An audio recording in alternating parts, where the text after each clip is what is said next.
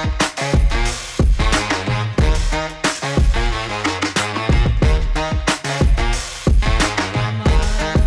to figure their life out person.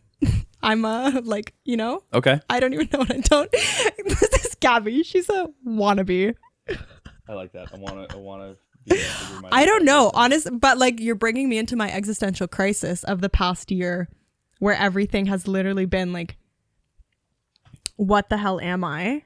Mm-hmm. What do I actually like? What is my identity when it's not the pursuit of what the world has told me is like success or what you should go for? So I literally don't even, I'm Gabby.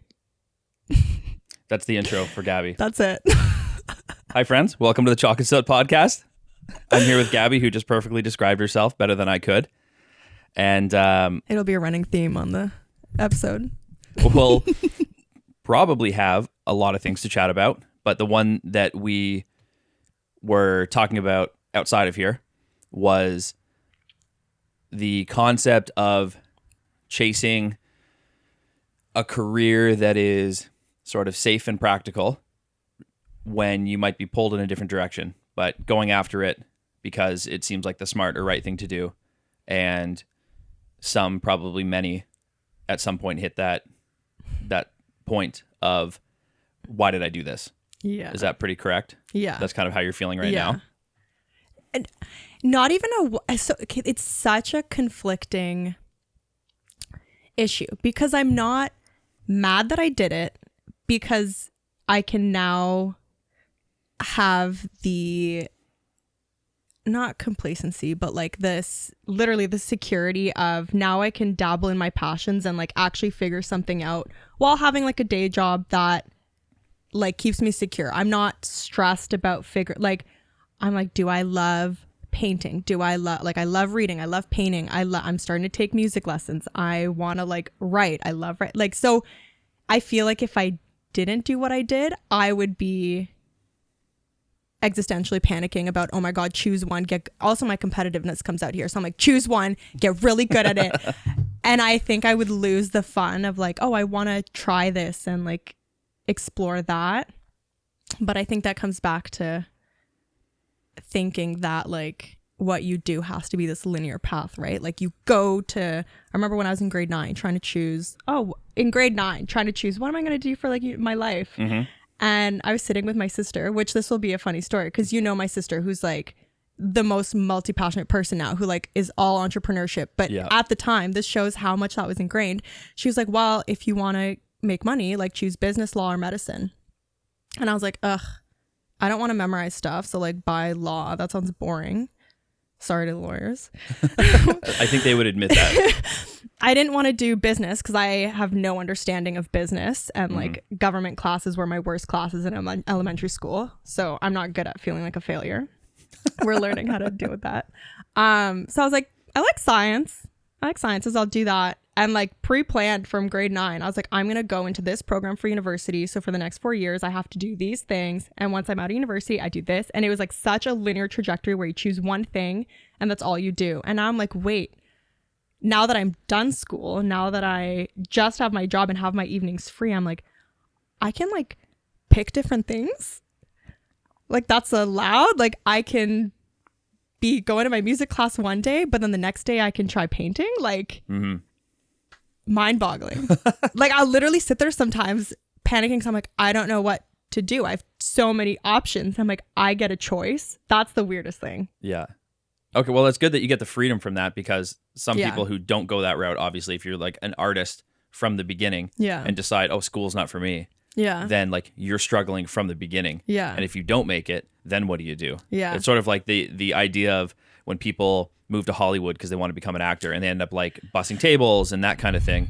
And then if they don't make it in Hollywood, like they're going to do that for a long time. I know. And that's what I don't know if it's like, is it, I feel like there's pros and cons to either way. Because if you start as an artist, you like have that, like you believe in yourself. Yeah. Right?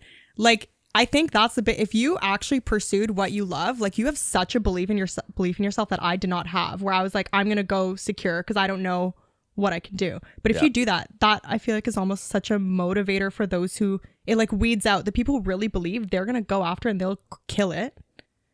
And then, I don't know, like I feel like both have their pros and cons. So I don't have regrets, but I'm also like, there's always it would be nice if I would have known to actually like enjoy my day-to-day life from the start. Yeah, that's fair. I think I was pretty similar to you, but I never found something that I even enjoyed doing like a little bit, like even all the way through grad school. It was just like, I'm just going to keep doing it. I'm going to maybe like switch programs slightly. And then at some point I'll figure out what it is that I most enjoy. And I got all the way to the end of grad school and was like, haven't found it yet. Now what do I do? Do you get motivated by, like, are you very intrinsically or like extrinsically motivated? And I'm only asking because I like understand you saying that like nothing really like sparked you, but I was so hung up on like, I love positive reinforcement. Someone's like saying good job, good job. I'm like, that's my motivation. Like, I'm like, okay, so that like almost, what's the word? Like tricked me into thinking that that's what I loved because I just loved the validation. Yeah. That's what kept me in all the things that I was doing. Yeah. Was like, if I can do something where, especially if it was specific task oriented. Yeah. When I have like an end goal, especially if it's like for a day and then for a week and a month, as long as there's like bite-sized things I can bite off and I get good reinforcement from it, then I can be like happy doing something. Yeah. And then that always kept me stuck in whatever I was doing at the time. Yeah. And there was never that, until recently, there was never that part in me that was like, just go and do your own thing and just do what you enjoy and just do what you need to on the side to make it possible. Yeah. And then just keep pushing and hopefully something will come of it. Because after like 8 to 10 years of school, nothing came of it, but like a great backup plan. Yeah. Like, I guess if I wanted to go and do research now, I could probably get into a program somewhere and like slowly build up. But then I'd be like 80 when I got tenured. I know, you get out and you're like, did I actually like any of this? Yeah.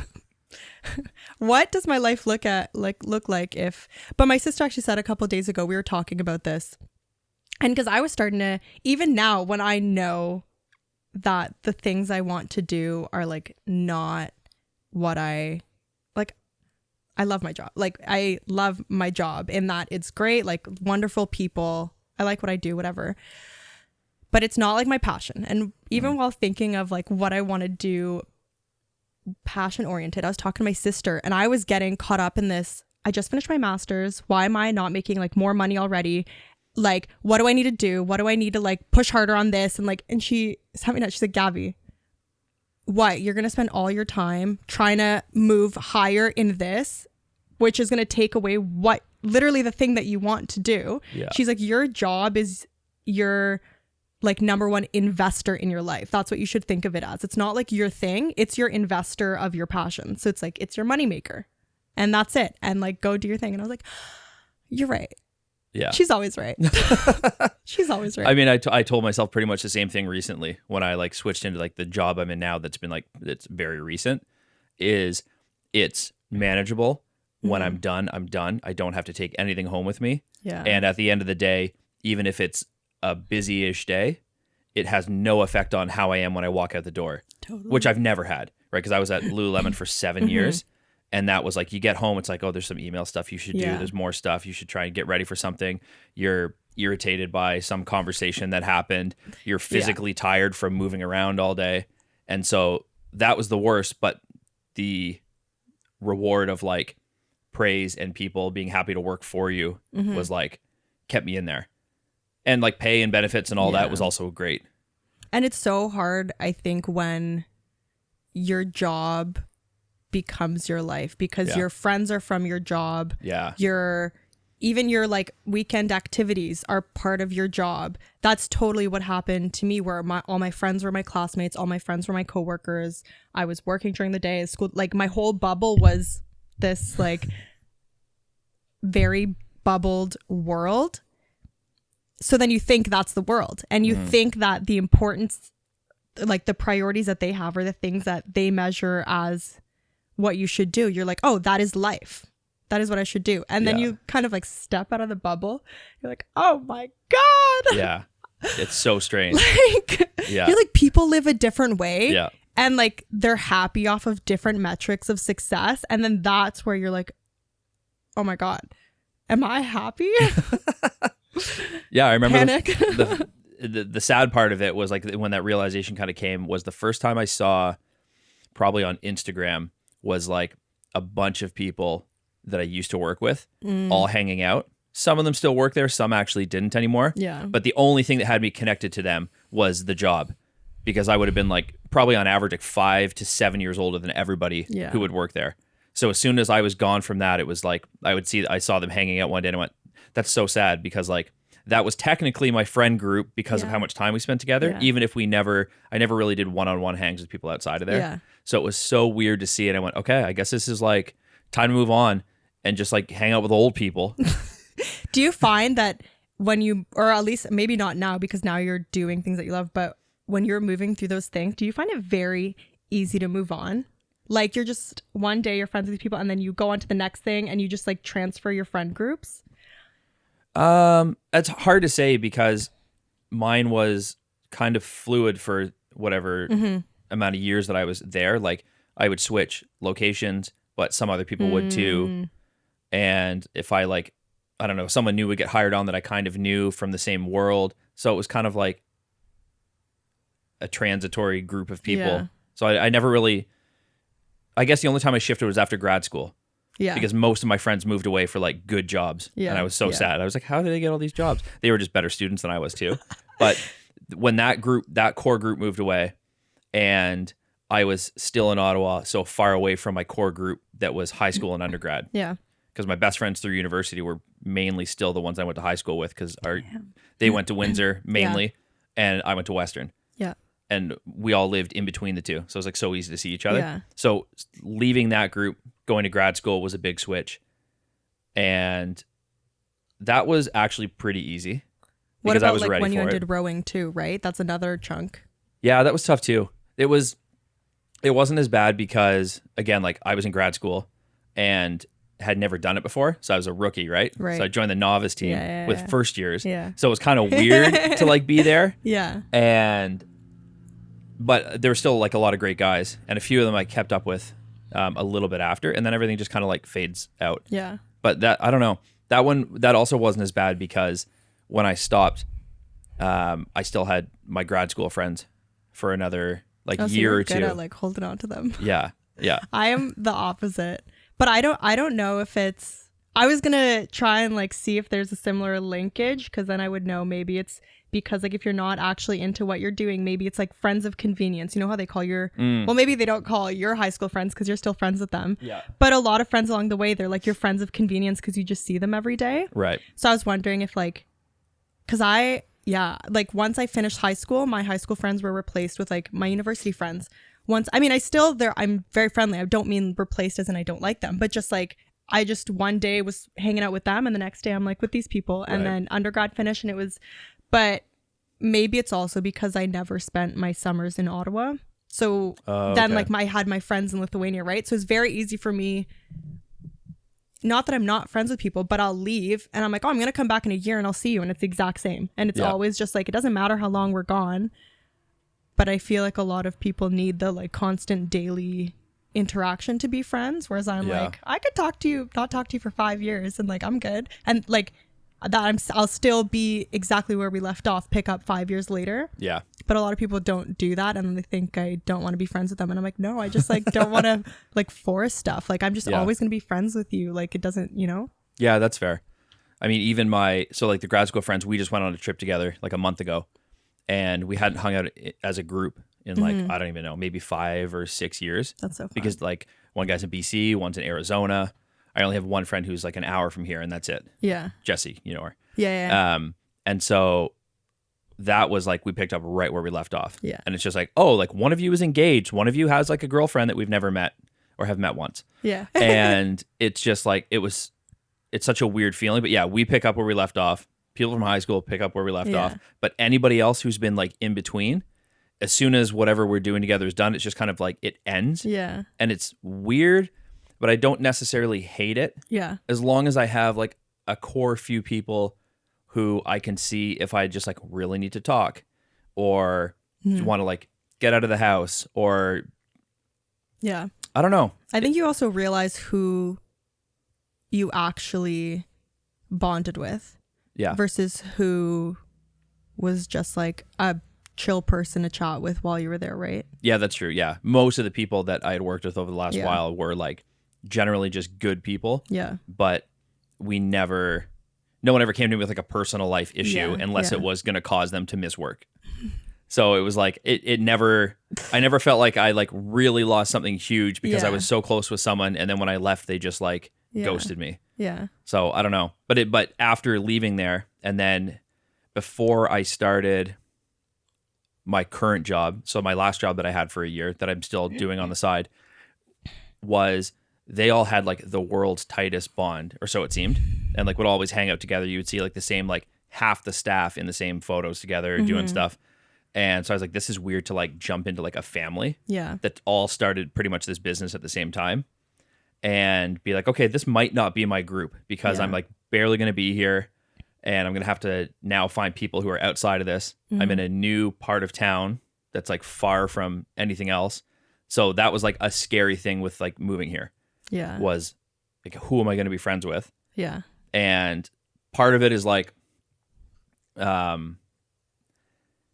lot of the people who are in like the photography community, especially like the more artsy side of it, it's that sort of business professional kind of relationship where I go, hey, how are you? And like, we can maybe talk about something like art related, but I can't have any deep talks because for the most part, I would be considered like some crazy person because I love talking about current issues and politics and things. And like a lot of people stray away from that, right? Yes. It's like not in general, not a group I could like do that with. Yeah. And then people just like, who is this guy?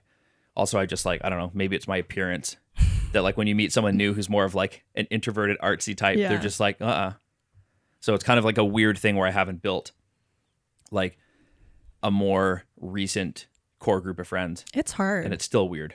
It's hard. Yeah. Especially like moving to BC, that was one of the I had never been to the island before moving there. Like, oh, okay. Literally knew nothing. And I was like, how am I gonna, the only person I knew was my boyfriend. And I was like, what am I, like, I don't have any friends. Was he from here too? Or yeah, from here too. And then opened up a gym. Basically as I was finishing school, I always knew I wanted to eventually leave Ottawa. I like, great place, but I hate the cold. Yes. I hate, miserable. So I was like, I knew school's done. I want to be out. And I think it's natural too. Like my sister, when she finished school, she moved out to like Malaysia for a bit. And my mom left Lith to come here. Like it's very much kind of, there's no like solid route of where you are. It's kind of like, just go, be whatever. So I was like, I know I want to go where it's warm, probably within Canada. Cause that I just like don't know anything about anything of like how to like change your resident, like that's just too much for me. So I was like, okay, within Canada we're good, or I could go to Europe technically, but like that's kind of far. How am I going to get a job there right now? So I was like, you know what, West Coast, best coast. And said I really want to go where it's warm. And we had started dating and things were going very well. And then he was at a point where like he sold his business and was also kind of like looking for what's new. And I think that was a nice thing because of COVID, my job became remote. So I had the freedom to go anywhere. And he was looking for where to start his next business so he could go anywhere. And both of us hate winter. So we're like, let's go to the island. Especially Port Alberni, which is right in the middle, which I don't even want to say that it's like the best kept secret because some people will know it's a secret. But everyone historically thinks it's like a crappy old mill town because I think that's what it was. I actually know nothing about it, even though I've like been. It's literally like a pit stop on the way to Tofino. It's right in the middle of an island, 1 hour from Nanaimo, 1 hour from Tofino, 2 hours from Vic, like literally dead center. Is there a ferry that goes there? Yeah. Okay, that might be why I know the name. It's a port. It's the salmon capital of the world. if you like fish. I don't know. That's like a random fun fact that I just learned. But the prices are very comparable to Ottawa, if not still kind of cheaper. Because you don't often hear about a place that's going into a boom until it's after the boom. Yeah. Port is going into the boom. Okay. So it's still like sick. This is my peer pressure moment where I get you and Danny to move there. Oh, she would be down. Yeah. It is sick. Like, it's I think during the past like 5 years, people have really been coming, I think, especially because of remote work, but it's also one of the only like affordable places on the island, right? It's not like $1 million home. Like, you can still buy a home for 400, 500, 600K, like beautiful homes. That's wild. With mountain view all around you. Like, phenomenal. And even like realtors from Victoria are starting to move in because they're like, this is the next thing. Yeah. So like, bleep all that out so no one knows, so they don't come. But it's sick. And like you guys doing photography and videography, I feel like there's so many people in BC. So this is my mission to, I'm like, I need friends out there. But bringing it back to friends, I had no friends there. And I was like, what the hell do I do? How do I meet people? Do I just like go at a cafe with like a sign, like the dude with a sign, and be like, I need friends? But thankfully he opened the gym, and then there was no CrossFit ever at that in the town. Oh, it's a CrossFit gym that he opened. Okay. Yeah. And there'd never been one in that town. So everyone coming is new. There's no cliques of like a previous gym of a whatever. Yeah. So it's just like everyone there's so active, so fun. They want to like spend an evening going for a hike or a bike or whatever, and just so lovely. And slowly we're making our friends through that. I'm like, and I'm also he's so extroverted. I'm so introverted. I am not good at like making a first step. Okay. I like need to consistently see someone and be like, smile. Okay, like you don't hate me for smiling at you. Okay, like I can wave. Like I have like such I'm like quiet until I know someone, and then I don't shut up. Okay, that's fair, because I was gonna say I wouldn't have listed you as an introvert. Yeah. That's what everyone, I think I'm okay, here's one thing about me. I'm very good at like playing the game. Okay. I'm very good at knowing, God, this is going to make me, she's a fucking manipulator. No, I'm not. But I know like what makes people comfortable. That if I like smile in this situation, that'll make you at ease. If I make small talk, you'll feel comfortable sitting here. Yeah. But like, I hate small talk. I would love to not smile all the time. And just because I'm not smiling doesn't mean I'm not happy, but I'm just like at rest and I'm like good. But then I have to like be all this so that others are comfortable. So I'm also entering my like accepting my moodiness era. Okay. Of just like, yeah. So then why did you feel the need to do that before? Because just like, oh, it'd be good to have friends. So like, let me just do this because it's not that hard for me to do. I was so scared of, probably also why I went into the whole like career route and chasing like what people think is the right thing to do. I had no idea what the hell I liked or like anything. Like I just didn't know. And I didn't know how to maybe like think for myself or have trust in myself. And I think also because, I mean, I don't know if this is like, I'm just going to say it's a cultural thing. So it takes like the like weight off of me and we can blame it on like Lithuanianness. But like even if you go there's like a joke that my mom will say, like, no one there smiles. And checking yourself out in there? No, but pause for a sec, because I just want to make sure that the video is going okay. Can you imagine if it wasn't recording this whole time? Oh, it's because the lens is big, I couldn't see the light. To double check. Good. So sorry to interrupt that. No, that's okay. I literally thought you were like checking yourself out. No. If I did, it was to find the little hair and make sure that wasn't falling down again. So that's hilarious. You'll have to tell me. But no, part of my job is I have to casually monitor everything that's happening without looking like I don't care about what you're saying. And as soon as I looked over, I just went, I don't see a light. And I had a little panic moment, so I shut off my ears, and it caught me on that one. No, that's fine. Everything Basically, is good. What I was saying was like Lithuanians are kind of not moody, but they just like don't. You like no one randomly just like smiles at each other on the street. Like if I'm laughing, it's because you actually made me laugh. It's not a laugh to like make everything at ease. So if I'm smiling, it's because you actually like made me smile. And just because I'm not smiling, it doesn't mean I'm not having a great time. But like it's just like so much energy to like hold a smile.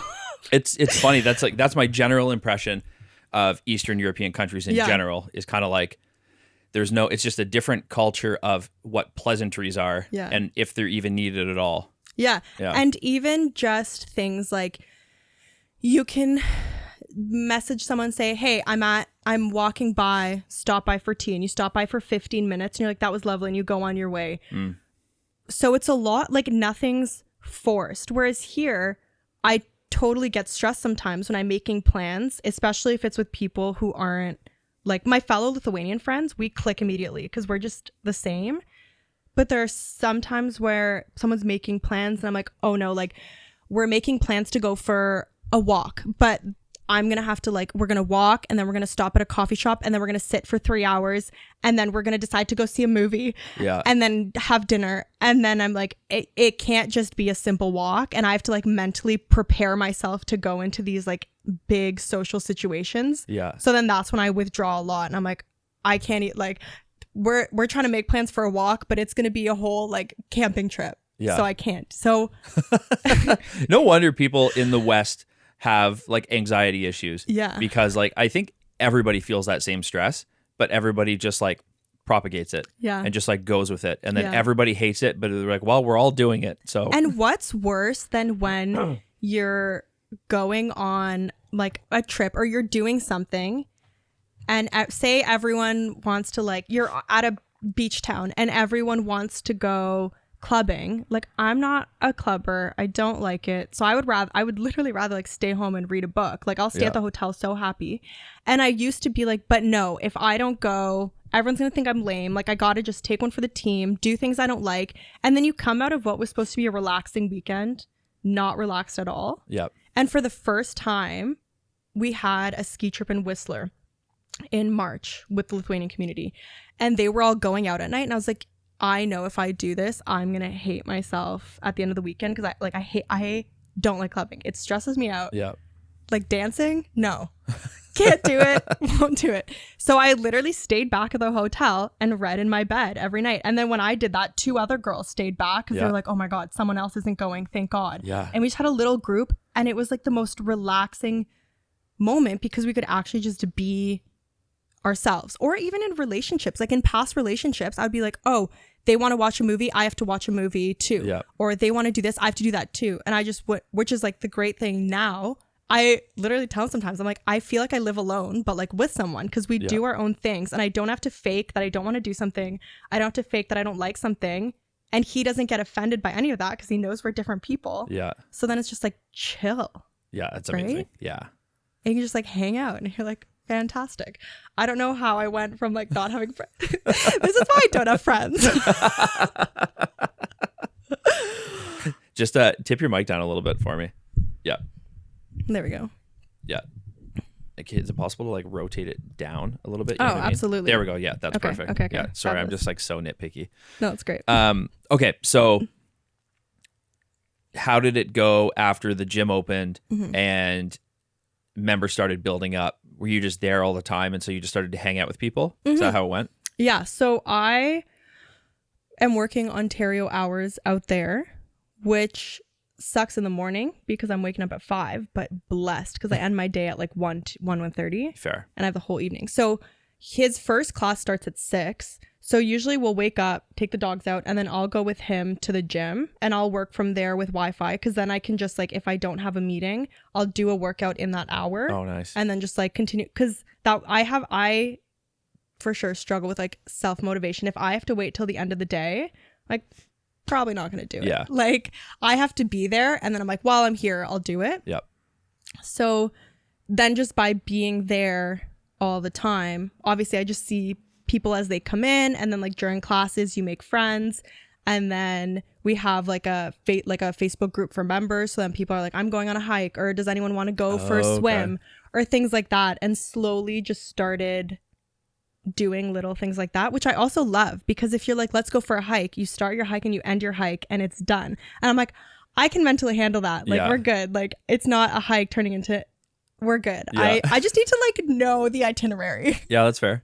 So no, it's lovely in that sense. And everyone just is so laissez-faire out there of yeah, let's go just grab ice cream and then you're good. And then you part ways and just do sporadically. Yeah. I don't know. Maybe it's just like an Ottawa thing. Maybe I'll just blame it on Ottawa. Where it's just it could be. I also find here people don't do as many things in the evenings during the weekdays. It's like your Monday to Friday, or maybe again, this was in my bubble of like hospital stuff. It's like your Monday to Friday is just like cram, grind. And you save like something exciting for the weekend. Yeah. So literally whatever the fraction of 5 out of 7 days, whatever that percentage is. Like, I should know this because I do stats for work. But 5 out of 7 days, you're kind of like miserable and grinding. Yeah. And you only get like, realistically, you only get Friday night and then Saturday of like genuine happiness. By Sunday, you're already dreading Monday. Yep. Whereas out there, that like they taught me of like, my work is my work. My work is not my life. When I am done, my hours, they go do stuff. And like you see people out on the town, go in a brewery, like fun things like that. And I was like, I want to do this. Do you think that's because first of all, that's my general opinion or assumption about like the healthcare industry overall, is that like work crazy amounts during the week, especially because I just know nurses. Yeah. And then just like go really hard on the weekends, and then every once in a while do like a crazy vacation, and otherwise it's just like work and like try and make money. And even your vacations are with people that you're working. Yeah. So do you think it's because it was maybe that industry, or because you're mainly, I don't know if you're mainly basing this off of like pre-COVID when it wasn't work from home, and then once it was work from home you had like more freedom but didn't see those same people? I would totally say it's the industry, because it's so, the issue is it's such a norm within it that your whole life surrounds it. Yeah. So even if you're like, even if I wasn't working during my hours, if I'm collaborating with someone on a study, I'm answering emails at any point of the day. Doesn't matter if it's I was every Saturday, Sunday, I was still on my emails. I was still answering like to, what do I have to do for like my school stuff and supervisor, or this project with that like there's no off time. And even residents, I had a friend who just finished her first year of med school, and even she was saying they had a resident talking to them, and they're like, someone was like, they were obviously the first time hearing of like the long intern stretches of hours, and the resident was like, yeah, I do 120 hours a week, like you just got to do it, like that's just what it is. Yeah. And they just have no, like, when that is all you see, it's such a norm, and you're like, well, that's what I got to do, and that's just my 24-hour day, 7 days a week is all focused around this. And you like, I actually didn't know that people lived a different way. And even during COVID, yes, that gave me the flexibility to be at home like more, but then that was the first time I was actually forced to stop all the things that I was doing and be like, you have to be at home and do school and work. And that was when I like imploded, where I was like, I'm not happy in, not that I'm not happy in what I'm doing, but I just wasn't happy in life. Yeah. And like the situation I was in, and like all that was just like not great. And I realized that I'd always been so like, I don't know if a lot of people go into these busy industries because of this too, but I realized that I was using being busy so that I wouldn't have to pause and think about, do I actually like this? Yeah. So the more I overloaded my plate, I was just like, oh, like on to the next thing. You don't stop, and you never like reflect, do I actually enjoy what I'm doing? Yeah. And then that was like an implosion during COVID of like, oh my God, like what the heck is going on? Like, just, that like, obviously not grateful, like not great externally what was going on at that time, but internally, like, I'm so grateful that there was something that forced me to stop. Yeah. Because I probably wouldn't have, and I'd still be running around with a chicken head cut off, that thing. And like, would have taken another 10, 20. Like, that's where I'd go to my midlife crisis of being like, oh my God, I spent my whole life doing something that I have no actual passion in. And also the idea of following your passion was novel to me, because being stuck in that elitist bubble, like, they very much, it's so much of, if someone does a BA or things like that, they are so snobby about it, which I find so ironic, because you're being snobby about the people who are going, like, pursuing whatever their passions are, whether it's like writing or art or things. You think you're so high and mighty, but then where are you spending all your money? At the movies, at the concert. Yeah. You're literally, your ideal fun time is created by these people, but you're knocking the people who are trying to get there. Yeah. Right? And then so that kind of makes me sad of like, if everyone is just putting on this elitist front of like science, business, and like those are very important things, but also can you imagine how much more depressed society would be if there was no art and there was no culture and there was nothing that, like, going to a Taylor Swift concert, fucking screaming your head off at Karma. Like, if you didn't have music for your daily walk, if you didn't have a podcast for your, I've actually started running to audiobooks, which is like, people think I'm nuts because they're like, yeah, get a good playlist. I can't do music because that 3-minute time zone of each one. I'm like, oh, I know when this is done, it's only been 3 minutes. But an audiobook, it's like hours. But like, if you didn't have that for the basic day-to-day things where you don't even know, like your paintings around and your pictures, like imagine if everything was bland and there was no one taking photos or like doing anything. Literally and I'm convinced that this is a part of why society is getting more and more depressed, because people don't cultivate the things that are literally the only things that bring us like enjoyment. You don't sit down and say, I'm gonna like figure out this stats assignment. You don't do that on a Friday night. You sit down and you're like, I'm gonna watch a movie.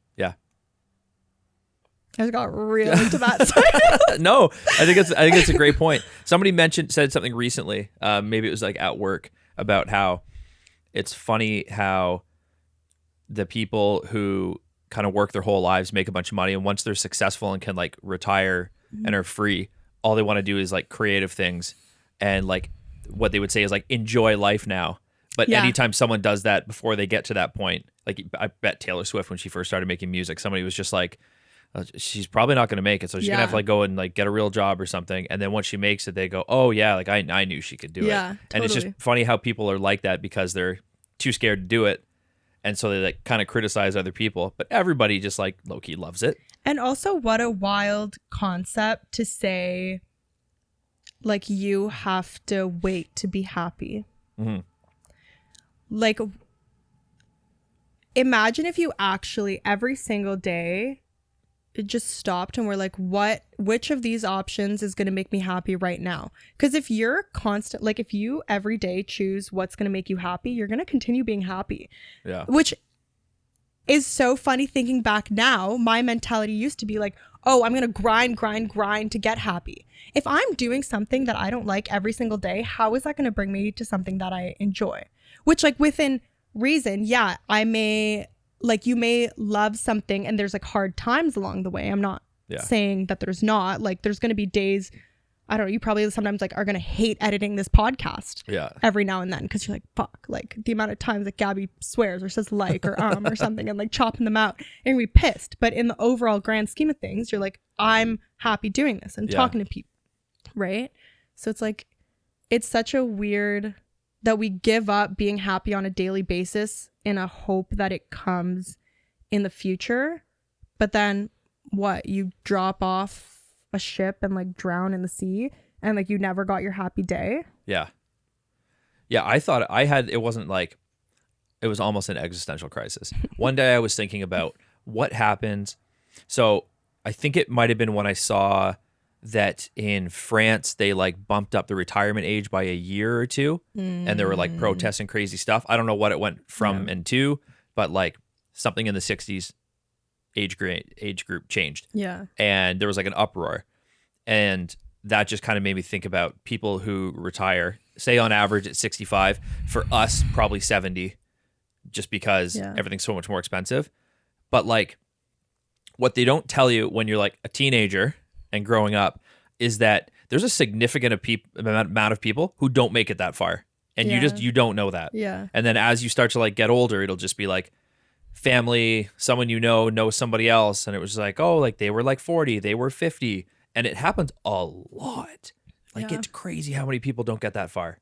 And so like I started thinking about it, being like, man, like to get to 65, retire, if you have like 5 years to enjoy it, like that's probably better than a lot of people get. And if you actually get like 10 years out of it to actually like pursue something you enjoy and like get to a point where like you're successful in it or something, it's like you've won the lottery in some way. So it's crazy that so many people chase that for so long. I also think we're such an extremist society of, you're like, oh, I can be happy now, but that means I'm going to spend all my money and not be able to do anything ever. Yeah. Or I'm going to grind and not do anything ever so that then I have all the money. And it's like, you can find this happy it's possible to like have it. It's fine to have enough money to just like pay your bills and be able to go on like a date night and just like chill. Like you don't sure, people in New York, great, they make $500,000, but also they're like, they make that much because they need that much, right? Like you don't actually need that much to be happy on a day-to-day basis. Like think of when you're in like high school having the time of your life and you're making like $100 allowance, right? But because you had no cost, so you could just do little fun things. Like I think we're so extremist in our viewpoints that we think it's all or nothing, but like you can have just like, you can set yourself up to like continue having a happy life while still being happy right now. Like it's not a this or that. That has to be a social media kind of thing, right? Because say like 30 years ago when people were growing up, they would see Hollywood and like the big industries and be like, very hard to get there, very unlikely, but like cool that some people get there. And then now it's like, I could get there. So like maybe I'll try and chase that. And then that plus just the lifestyle that everybody lives that you think is more attainable. It's like all of a sudden it's the consumerism just gets like escalated. Yeah. In such a crazy way. And so I wonder if that's like fucking with people because they're like trying to live a different lifestyle. And so everything everything's for show, right? Yeah. And everything's getting more and more expensive the more you want to show. Yeah. Whereas before it was just that was unattainable for so many people. So they'd probably be a little bit happier to spend a little bit less money, not have as many things. And it's just so weird that now it seems extreme. And I don't know if that's not going well along with inflation or if that's contributing to it. And so it's even harder to do that now. Well, I think it's in Canada right now, the overall like Canadian debt is larger than like the overall Canadian profit. Like people are spending more than they're making, right?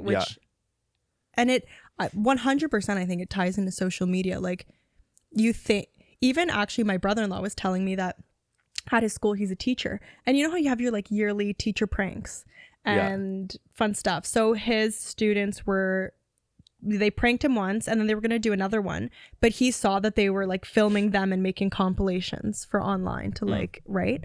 And then he like to his class was like, hey guys, I understand what you're doing, but I don't want to be in the video. Like if you prank me, but like don't put me part of the compilation. I don't want to be on like the media for that. Okay. And as soon as he said that, they had another prank planned for him. And then they swapped who they were pranking so that they could videotape it. And then he had to stand there and he was like, so like, can we just pause for a second? Were you pranking me to actually have like a fun moment between us? Or were you pranking me to get your likes because you needed someone else to tell you that you're having fun? Yeah. Right? And the fact that they switched who they were doing, you're like, so you don't even know what your version of fun is. You need someone to tell you you're having fun in order to have fun. Which then I think is also why everyone's so riddled with like anxiety and like identity crises, because everyone's just waiting for everyone else's validation. Yeah. But then the funny thing, how many times do you scroll and you're like half paying attention and you just like a post and you're like you don't even like really read the caption. You're just like, so then flip it of you're basing what you're doing based off of the amount of likes because you think that means that people agree with what you're doing or that they agree with what you like. But they're probably mindlessly scrolling too, so they don't even know what they're liking. Yeah. So it's like just fake approval on something that you don't even know if you wanted to. Yeah. It's wild. I'm glad that he like had that realization and kind of called them out for it. Yeah. Because I feel like of all people, if it's not going to be parents, teachers should be able to like do that and help kind of keep people in line because they spend so much time with them that it's probably good. I'm sure they didn't necessarily like learn something from it. Yeah. They're just going to be like, wow, this guy sucks. But at least like it's something that's in their head. Yeah. But even that, like, you just realize how, I don't know, like you actually forget to have fun for yourself. And I think that's a fun thing of this. I don't even know what it was that like flipped. Honestly, it was my implosion during like COVID that flipped the switch for me a lot, of being like, wow, I can be doing everything that I think will make everyone else think I'm happy, and I'm going to be the only one that's left miserable. Mm-hmm. So that was when I was like, literally F everyone and everything. Like, if you don't like me, if you hear one sentence that I say and don't want to get to know me more and you judge me based off of that, that's not on me, because I know who I am. I know, like, I'm a lovely person. I'm not mean to people. But if you don't take the time to get to know me, then what would we have even got? Like, I don't want that person in my life if they're that quick to judge me off of something like that. So then once I made that association in like actual real life, and that was when I like stopped smiling all the time, like little things like that. I was like, I'm just gonna be so authentically me, and whoever matches that, they're actually gonna match it, because they're gonna know who I am. And if you don't match with that, then we did not match from the get-go. And then that moved into my socials of like, oh, like I actually am not trying to like please other people. So I didn't post as much, or like I would just post like fun things. But even going through all that, there's still moments where I'm like, oh, I'm happy about this and I want to post it. But then I'm like, oh my God, are people going to think I'm trying to like brag? Because that's what all of social media is. It's like bragging, it's showing off. And I'm like, I'm just like happy that I graduated and I want to show that. Right. Or like things like that. I don't know. It's, it's fun to see what people are doing. And I love that it keeps connected, but I also hate social media. Yeah. I was thinking about this the other day, and this is probably going to be like weird because it's related to Visco. Have you ever had a Visco account? Yeah. Okay. And it's just because there's a certain demographic who's on Visco, right? Yeah. There are very few guys. And loud and proud. I like, I don't actually use it, but I have an account. Yeah. And I was going to use it to post stuff that wouldn't normally do well on Instagram, because that's sort of the trend of what people do. Oh, I thought it was just like like to post in it, not like the filters. Okay. No, yeah. So a lot of people use it for the filters, but but a lot of people have photos that are on there that aren't on their main feed, like on Instagram. Yeah. And it's usually stuff that is more like carefree, less edited, even though they use like the presets. They're not using Facetune and those things. Yeah. They're just like changing the colors and like the look a little bit. And I kind of like it because sometimes they try to make it look like film. But that stuff is more like behind the scenes, hanging out with friends. And then you'll see the version that makes it onto Instagram. Yeah, and I hate it because I'm just like, no, now it looks like you're trying to please people. Yeah. You like did something to your skin. It looks all fucked. Mm-hmm. And people are going to appreciate that, or like maybe not appreciate it, but say they do. Yeah. And I just wish that stuff was what was the main stuff, because that's what it used to be, like way back. Yeah. Not to date myself, but like people would just be like, here's what I'm doing. Here's my dinner. Yeah. And it's like a sausage with like lumpy potatoes. So like the most horrible photo, but you're like, loved my meal. Yeah, exactly. And so I just find it so strange that people are like kind of hiding random photos here. Yeah. And it's almost no different than just sending them to your friends in like a group chat. Just like, hey, here's like some of the pics from the weekend in case you want to see them. Yeah. But I don't even know why they bother having a whole separate app to post them. Yeah. They should just put them on Instagram. And it's also funny when every single person knows that their own Instagram is a highlight reel. Yeah. Yet they still believe that everyone else's is the real thing. Yeah. Right? Like everyone's actually, okay, this is gonna be like so nerdy. But like I love reading. Like I adore it. Like I have an actual issue of buying books all the time. I tell my mom, like, it's at least nothing else, you know, like we're good. But then I found, like, I think also during COVID, because growing up, my family, huge readers, but I didn't really have friends around me who were big into it. Or I don't know, maybe it was like some sort of stigma or something where I was like, I don't want to talk to people about like my fantasy books. Like, I don't know. And then, but then over COVID, I was like scrolling Instagram, and there's a whole section of Instagram that's called like Bookstagram. Okay. And it's literally all it is people sharing like the books they're reading, like reviews of books they recommend if you liked this book or that book. Yeah. So I made a Bookstagram account. Okay. Oh my God, I'm loving it because it's so fun. Like it's 0% about yourself. Yeah. You're not filtering yourself. You're not, I mean, I'm sure there's still people who are using like those sides, but for the most part, it's just like nerdy readers who are like, I loved this book, like read this book. And I'm like, sick. And you just like post pictures of your books. And like, you're like, this is great. Yeah. And just like fun shit. And I have so much fun on that. And ever since I started doing that, I was like, oh, like this is like the fun that we used to have on the app of like just sharing things you enjoy. And I like started really not using my personal one after that, or like very rarely. Cause I'm like, this is way better, guys. Yeah. Like, this is so fun. And you find people who align with what you actually like versus people who you align because of an aesthetic that you're putting forth. Yeah. I find the same just in sort of like the art photography side of things. Like people who have like decent followings in that community will like post stuff, and they generally don't seem to care if it gets no attention. They're just kind of like putting work out there that they've done. And in like the small community, it's very similar. Like it's super cool. People aren't that worried about it. It's when you start to get more popular that like people kind of change what they shoot and what they post. Yeah. But like I definitely enjoy it in the smaller group. Like there's good stuff on Instagram and there's good communities. It's just that never gets traction. So it's rarely going to end up on like the explore page, which is kind of where everybody wants to get.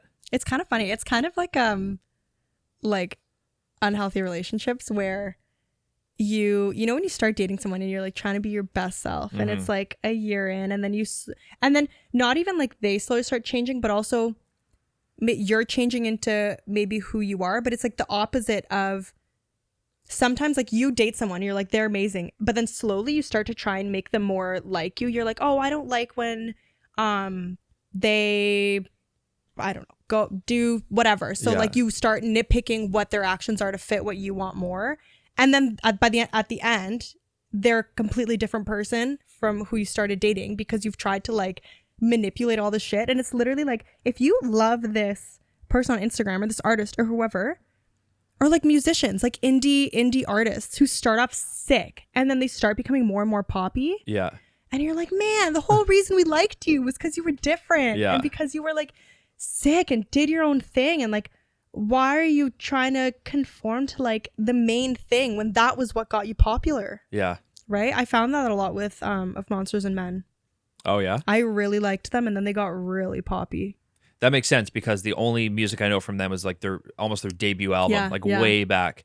Like what everyone had like Little Talks on it. That was them, right? Yeah. Is sort of like that's all I listened to. Yeah. I never look for newer stuff, and it probably because if I randomly heard a song, you I wouldn't like it. Yeah. I think this ties into almost everything, but I feel like once people get to that point, it's not necessarily, I don't know how much I blame the band. I generally blame the people that maybe from jealousy or from their own like desire for like some other success want input. And so it's kind of like, there's this band, they did all this, they created all this, but I have these things that can make them like even better. So like you become like a producer, some kind of executive. They do it with movies all the time where they just destroy them. Yeah. And it's kind of like, but then they get rich off of it. So I wonder how much is like, they couldn't do it, but they feel that creativity inside of them. So they want to give input wherever they can. And then they have influence. And then it pressures people who are themselves to change a little bit. And then they regret it, even if they make money off of it. And they're just like, well, let's just keep going with it because we have like a new fan base. Yeah. So, yeah. Oh my God. Okay. 2 points off of that. One, so there's a movie being made. I think there's some sort of strike going on. So the production just stopped. Yeah. But it was for a book and it's called like It Ends With Us, I think. I don't know. I haven't read that one because I just don't really read that author's like type of whatever. Yeah. But they cast like Blake Lively and oh my God, what's the Jane the Virgin? The guy in that show.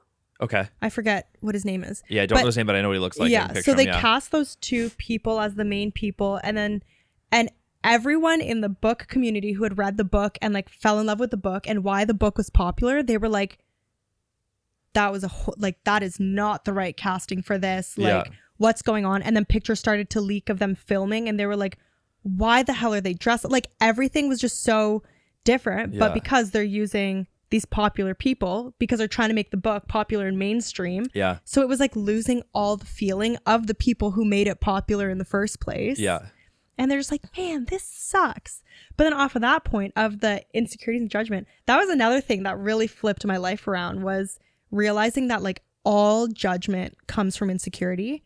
If someone's judging you, like it has nothing to do with you, and it's something that's struggling in them. And I started noticing that of like, if I saw someone, I'm like, like she's so pretty. And it was because, or like, she's like wearing that crop top. And it was because like I was feeling insecure about wearing a crop top. So I would like project like every single thing. So then you almost get this little internal lesson, if you're willing to take it, of every time you judge someone, you're like, okay, what insecurity has this brought out about in me? Yeah.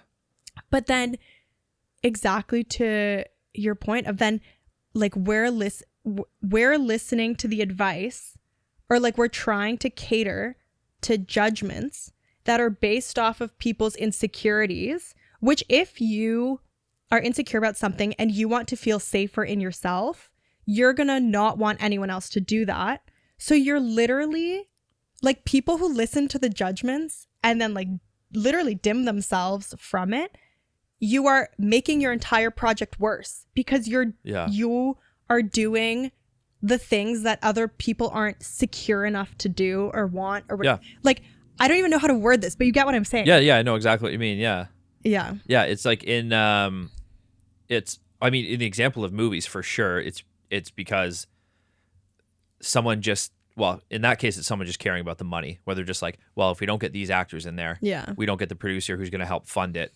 But at the same time, then you're just going to have a critically poor movie. Yeah. And small side note, but I read a book on the whole indie movie industry and like how it started. Yeah. And how it essentially became, there was Hollywood, then there was the indie movement that was going to like let you have longer run times in your movies and didn't care about having A-list actors in it. Mm-hmm. And all of a sudden that became Hollywood Part 2.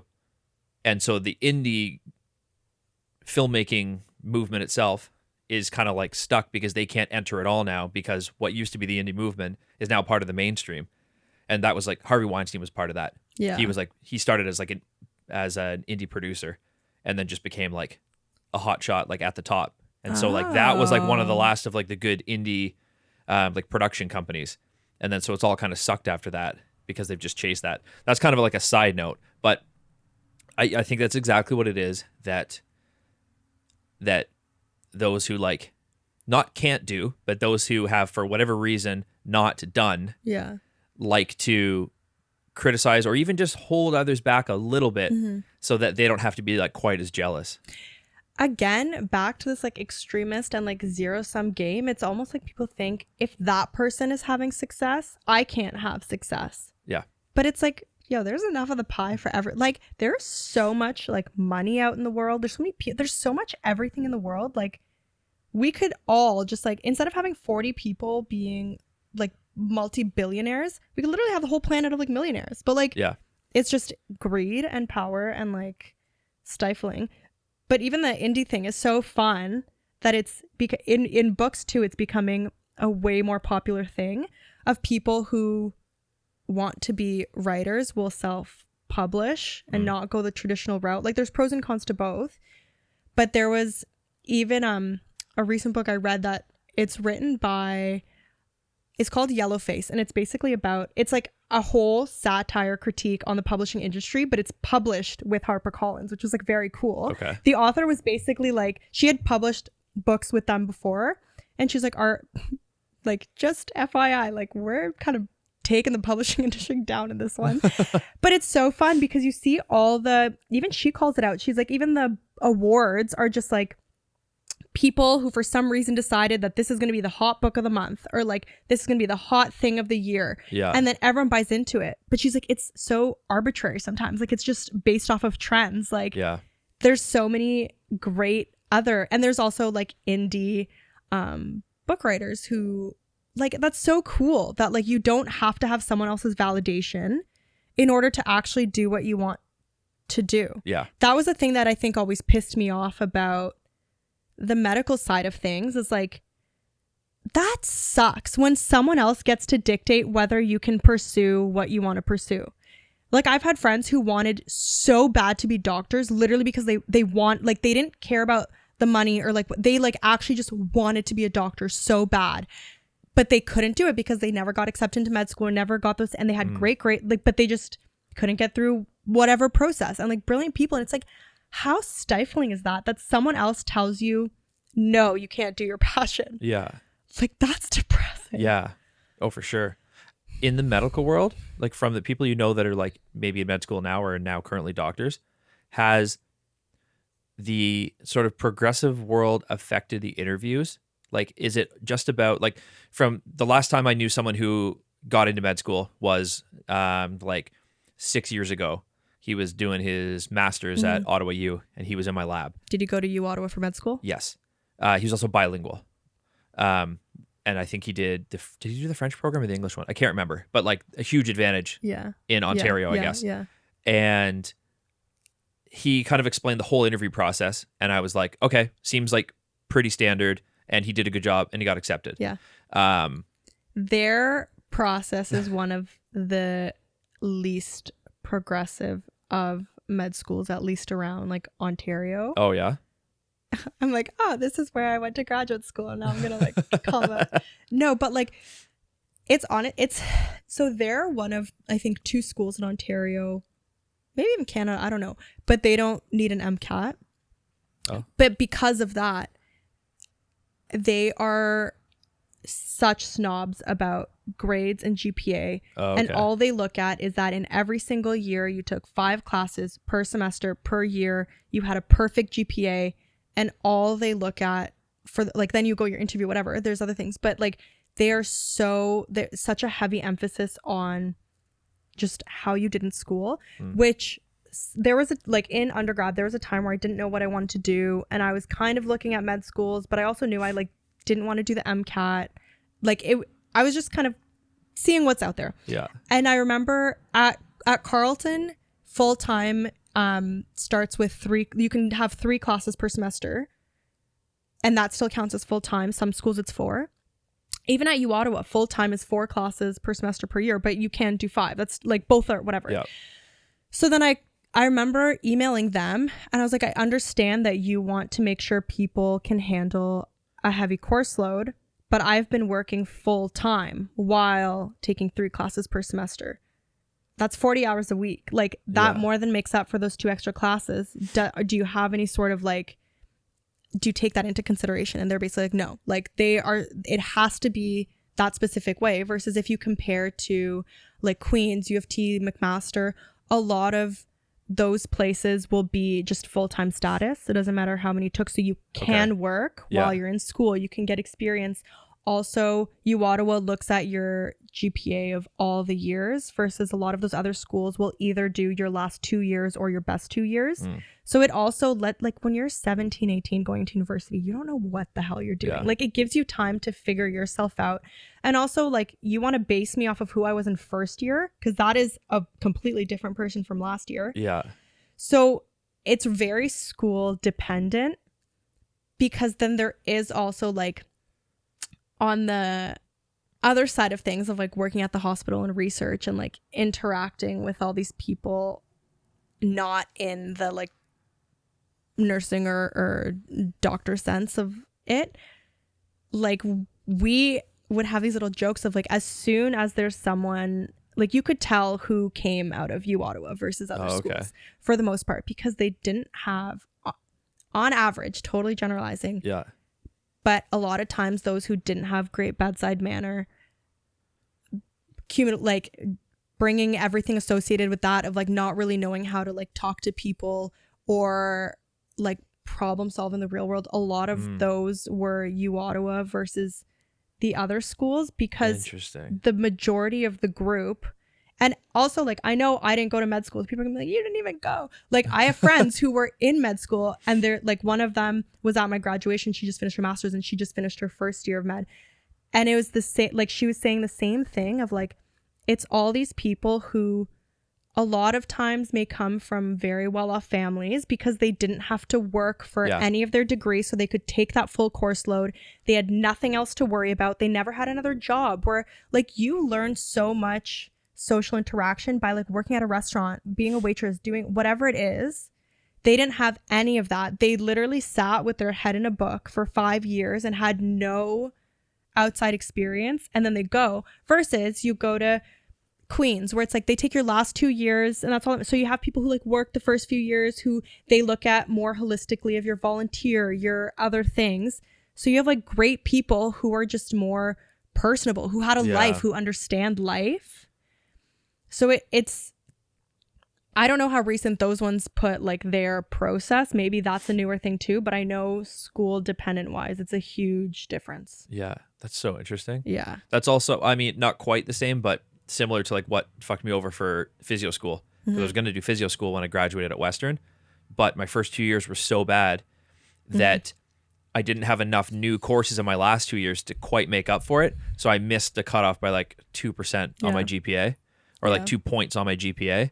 And even like my sports injuries professor at the time, who was like the best guy ever, wrote me a recommendation. And then at the bottom, like he attached a letter to the email at the bottom. He just goes, pick your school. And I was like, wow, that's exciting. And then I got denied by like everything. But he didn't know. He just knew me from my last 2 years where I did really, really well, not my first year that were bad. And I was like, man, I just wish there was something else attached to that, either even more heavily weighted to your recent stuff, or like something to do with an interview type thing where you'd get a chance to like explain how your life went, and like that could have an effect. And I wonder if, so it's funny because at first when I asked you about Ottawa U and med school and how it was because this guy that I know, I figured it was far enough back that the more progressive world hadn't affected med school yet. He's just like straight white guy.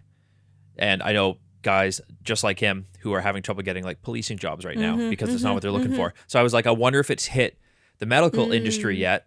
And so, and after you were kind of talking about what your convocation was like and it being very different. Yeah. I wondered if 0% about the students and fully about U Ottawa. Yes. So I wondered if it affected that. And then it seems almost that maybe U Ottawa could use a little bit of, not wokeness, obviously, but of progressiveness in the sense of like, what else do you bring other than like good scores, like good test scores? There has to be something else that's a little less rigid without going to the other extreme. Yeah. There's also a difference between like intellectualizing something and actually applying it. I think U Ottawa is very good at intellectualizing things, and they're like, we know that this is important and we're going to do the speeches and we're going to talk about it and we're going to make ourselves look phenomenal. Yeah. But internally, there's not, even comparing, like my undergrad was at Carleton, my graduate school was at U Ottawa. And the difference, if you look at how the two schools are marketed, you see a billboard for Carleton and everything is like, this is why I chose Carleton, and it's student front and center. Their interviews are online. Like everything is so student centric. You look at marketing for U Ottawa and it's all about, this is our research. This is what we've accomplished. Yeah.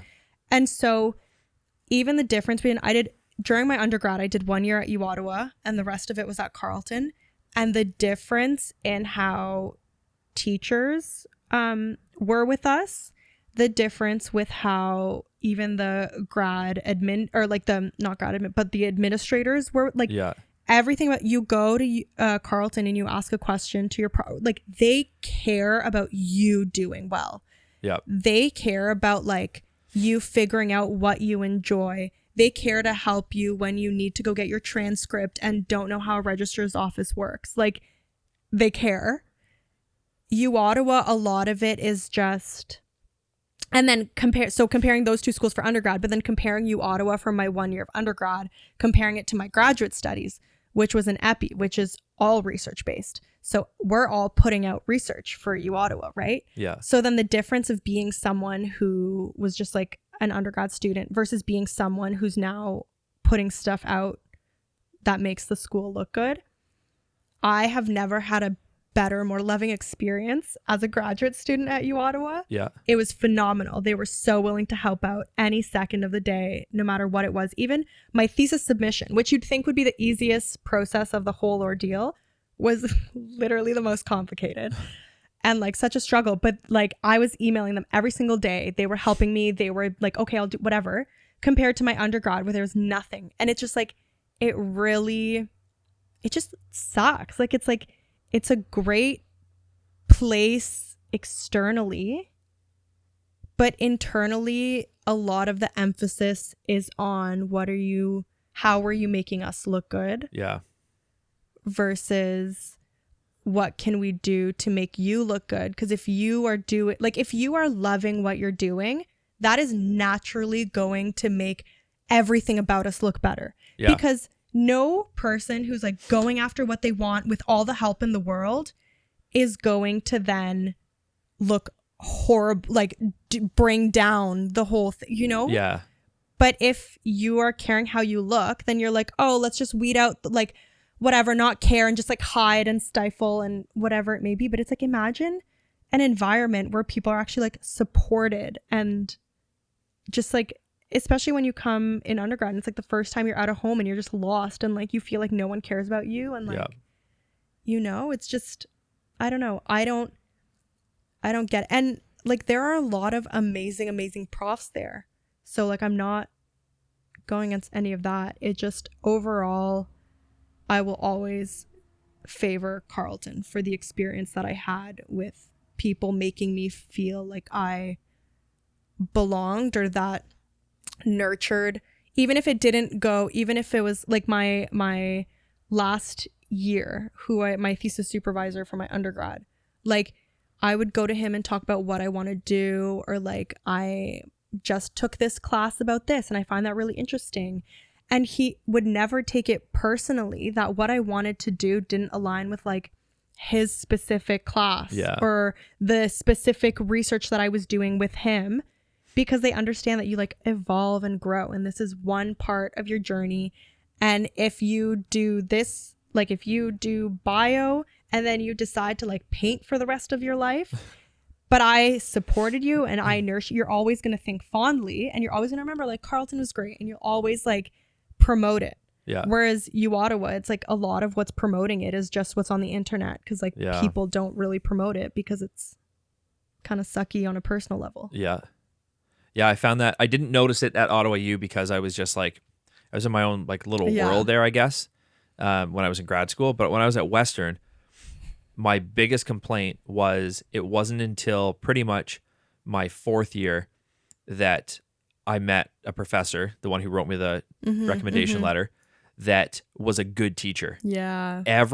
Almost every other class was somebody who was a very successful researcher, and so got the job based on that, but sucked at teaching. Sure, great if you want to get grants, which seems to be what it's all like based around.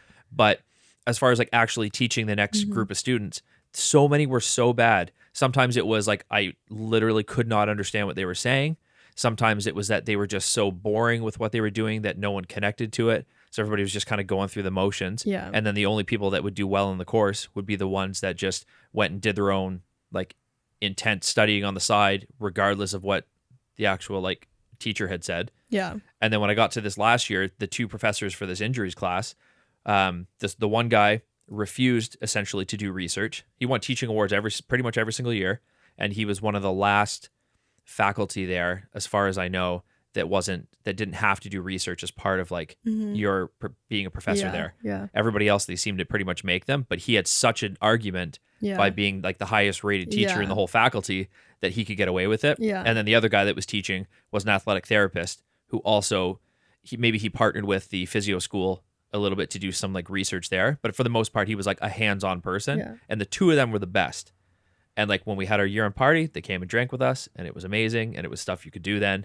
And they were just so good. I went, where were these people the entire time I was here? And like failing for my first 2 years because it was so dry. Yeah. And I couldn't understand anything because I had to essentially like learn it again on the side.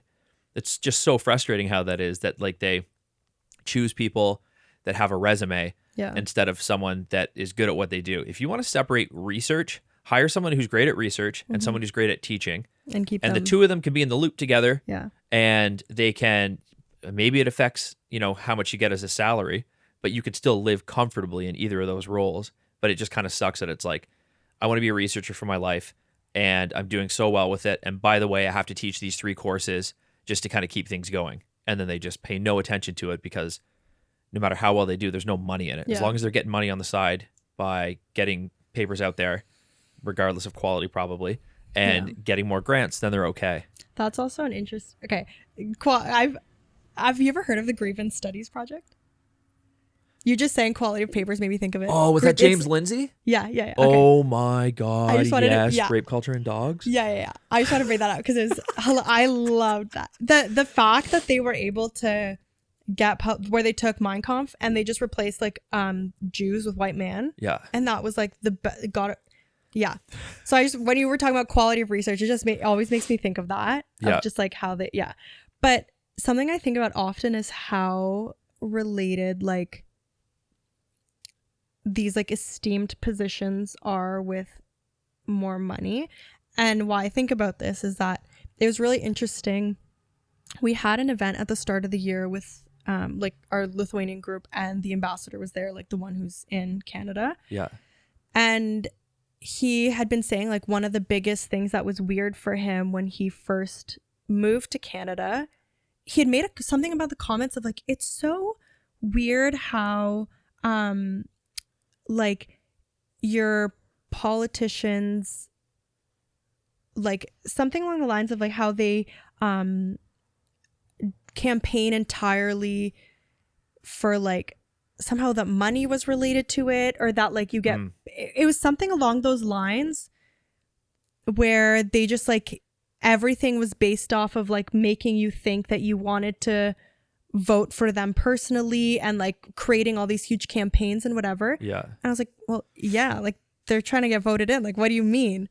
And he was like, well, in Lithuania, like if you work in the government, you're making a normal salary. You're not getting more than the person like working wherever. Like the government is literally, there's no lobbying. There's nothing like that.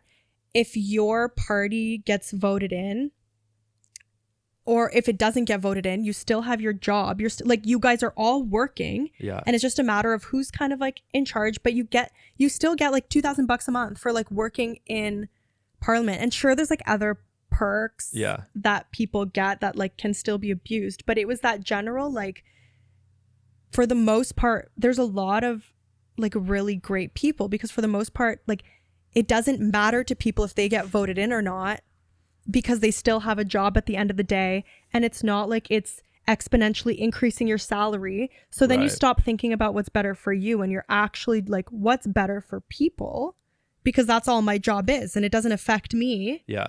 If like really all you're trying to do is like make it the best place of like the citizens how it want it to be. So then it's a lot more of an actual like democracy. Yeah. Which is really lovely. And so then I think of even the esteem that we put on like 100% doctors and nurses, like they do an amazing job of like saving people's lives. I'm not saying that they don't, but like if you were to think, or even of professors who make all, if you think about it, imagine if there was never someone who collected garbage ever on the planet, how disgusting it would be, how dirty every place would be. Like what would we literally be sitting under garbage piles? So it's like, that is a very necessary job to have. And the person who does it is doing such a huge favor to everybody around, so that we don't live in trash. Yeah. But we treat them like they're just scum job. You're not a doctor. But it's like, do you want to be like figuring out how to dig a trash pile and living under the scent of it and like never having anyone take it away? And it's just like, do you ever think about what life would be if there was just kind of like average salaries for everything? So then you wouldn't be motivated by your own personal like greed or what people think is the best, and everyone would actually be able to go after what they love. Yeah. Because if I'm like, oh, I can make $2,000 as like a painter, or $2,000 as a professor, like what do I actually like? Yeah. And I can have a living off all of it. But I feel like then that goes into like a very socialist world, which I think works great in theory. But as long as like greed and power exist, it will never ever work, because there will always be like someone who takes advantage of it.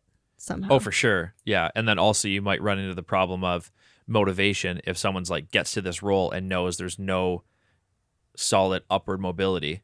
You might get like the stereotypical government worker who just mails it in. They're like, I've got my cushy career now. I'm not going to make a ton of money, but like I got my benefits and everything, so I can kind of do what I want.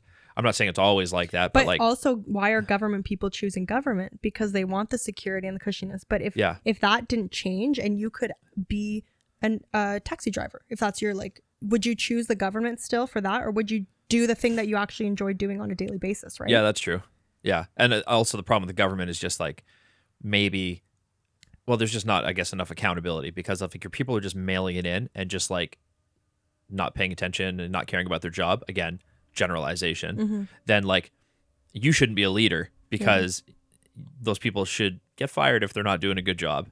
But I guess that's a tough issue too, on like letting somebody go if you just decide you don't think they're doing enough work. That's got to be tough now. Especially with like unions, which again, there's a lot of great things that come from unions, but it also allows like, so here's the difficult thing of like public versus private workplaces. Like private, it's like hire slow, fire fast, and you treat everyone based off of the top percent. So you're working at this private company and your motivation is like, I'm gonna be the best, because if I'm not, I'm gonna get fired. Yeah.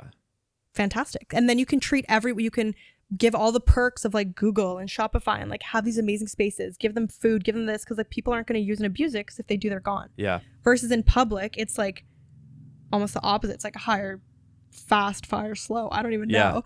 But like once you're in, everyone has to be treated as the bottom percent, because you can't trust anyone. You can't trust everyone to not have people to abuse it because they can stay there. So then even the best workers get stuck in this like crappy situation because it's all attuned to try and make sure that those who slack off don't slack off. Yeah.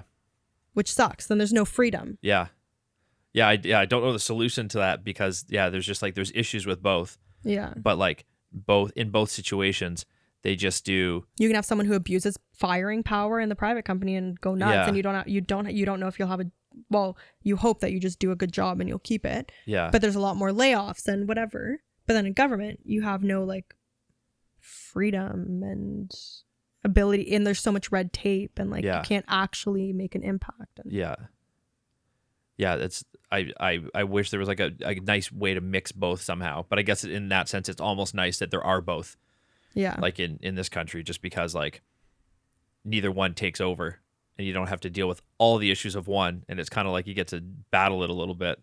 I'm very intrigued on how I just had this moment of realization of like, how did we go from me having no friends to like how the government and public I have no idea, but we can collect our thoughts because I have to pee so bad.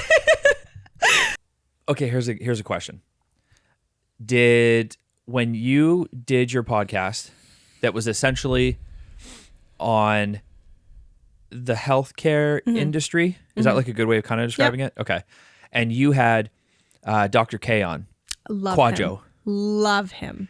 And he, somewhere around the same time, you're like at the 23-minute mark and 50 seconds. At some point, he kind of like blew up because he started his own podcast. Yeah. And then he started, had like his Instagram, started a TikTok, and started like kind of connecting probably to younger people because he was more relatable. Yeah. But at the same time, he was also like pushing back against a lot of things. Yeah. He was the most reasonable, but still like fairly progressive kind of leftist doctor that I had heard of at the time. And this is like mid-COVID. Yeah. Where he was the first one to be like let's not get too carried away with this. Maybe we need to, consider how like exercise might play a part and how like there's actual reasons that you might reconsider something, but it doesn't mean you have to. Yeah. Yeah. And this is all like very vague stuff, but he like, there was something that was great about him for that. And I think it honestly really helped that he was black, because no one could hold that against him at face value, which would have probably happened to most people if they started to push back against, like he was mainly, I guess, against. It wasn't another white man telling you what to do, or a white man like Jordan Peterson. Everyone hates on him for being this white man who says whatever. True. Yeah. And he's also they use the stigma of white man, and they take away everything you've said just because of that. Yeah. And so it was great that Dr. K was also calmer because he hadn't gone through, like Jordan Peterson went through a whole bunch of shit at the beginning. So he just got bitter. Yeah. So he just started getting fired up about absolutely everything, which I found hilarious because like it didn't bother me because I knew what he was saying underneath. Yeah. But it was good that Dr. K was like much more calm and tried to keep like very professional about it, as if he was like talking to like a patient or something. And so I think he was way more relatable and probably got the message across a lot better. I wish I could kind of shout at all the people that are like Jordan Peterson and just be like, I get that you are angry and that like people are treating you like shit and you have every right to be as... No one wants to listen to an angry person though. Yeah, exactly. It's like you still... Well, you don't have a duty, but you ought to do it for the good of the world by being a little more relatable. Yeah.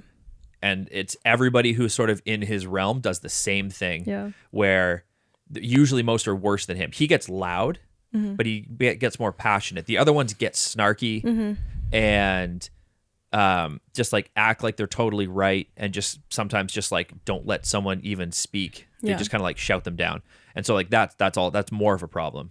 But Dr. K was not like that, and I feel like he did really well. But I wonder like what kind of pushback he got, because I think he would have blown up a ton more if he was saying what everyone wanted to hear. But that's with it, right? Like, yeah, exactly. Yeah. If you say what everyone wants to hear, everyone will bolster it up. I saw this video yesterday actually, and it was someone going and they started talking to 3 girls and they were saying, like, honest question for you guys. If Floyd Mayweather decided that he identified as a female, do you think it would be reasonable and safe for him to start fighting against female boxers? Yeah. And they kind of stopped and you could see the moment of like, but you could see, and then they doubled down saying, yeah, that's completely fine. No problem. Absolutely. If he had done it. And then the person interviewing was like, but don't you, like, if someone went through puberty as a male and they have the bone density and the biological advantage, and now they can go into field or whatever you call it, like go into the class where they have an advantage. And obviously, like, you hope that people aren't doing it for an advantage. Like, they actually are transitioning for their own reasons, not for that. But like, it's still, no matter the reason, it's still a lot more unsafe for a girl to get punched in the head by a guy who is a biological man than a biological woman. And then there was fighters who commented on the video being like, as a female fighter, absolutely, like I'm a fighter too, and hell no, I'm not having Floyd Mayweather like punch me in the face. But I think the difficulty is that, like, the whole reason we have female sports is because we can't compete against a man. Like, we're never gonna win. If it's like, we have to we're not as strong as a dude. We can't jump as high. We don't have the upper body, the center of gravity. Like, there's a reason why we have male and female. So then is it more fair to have then, like, add a trans male and a trans female and literally have 4 subsections? Like, does that make sense? Because then if you have, I don't know how I got onto, I really spun around on this. I don't know, but Dr. K, you were ready for it. Yeah, we went from, I don't even know how I got into it, but I think about that a lot. I was like, because if there were, like, do a sport, but it's all like, I don't know. I don't know how I got onto this, but I was thinking of the sports. I mean, it's almost where I was going with the Dr. K thing, right? Because like, he was a voice of reason at a time where no one else was being reasonable. Oh, that's why it came about, because I was thinking of people doubling down on their ideas, even if they don't really, like, saying what you want people to hear versus like actually having a difficult conversation. There being like, they're like having this debate in their head, like, fuck, what do I say? And then they go, well, I'm not a boxer. So like, sure. Yeah, I think it would be good because they don't have to like deal with it. It's like someone else's problem, but they get to look good. And also I think the difficult thing is like people are so scared of sounding bad that then they won't speak about a situation. Like everything I just said could be fully wrong. And if someone sits down with me and explains to me like what I don't understand.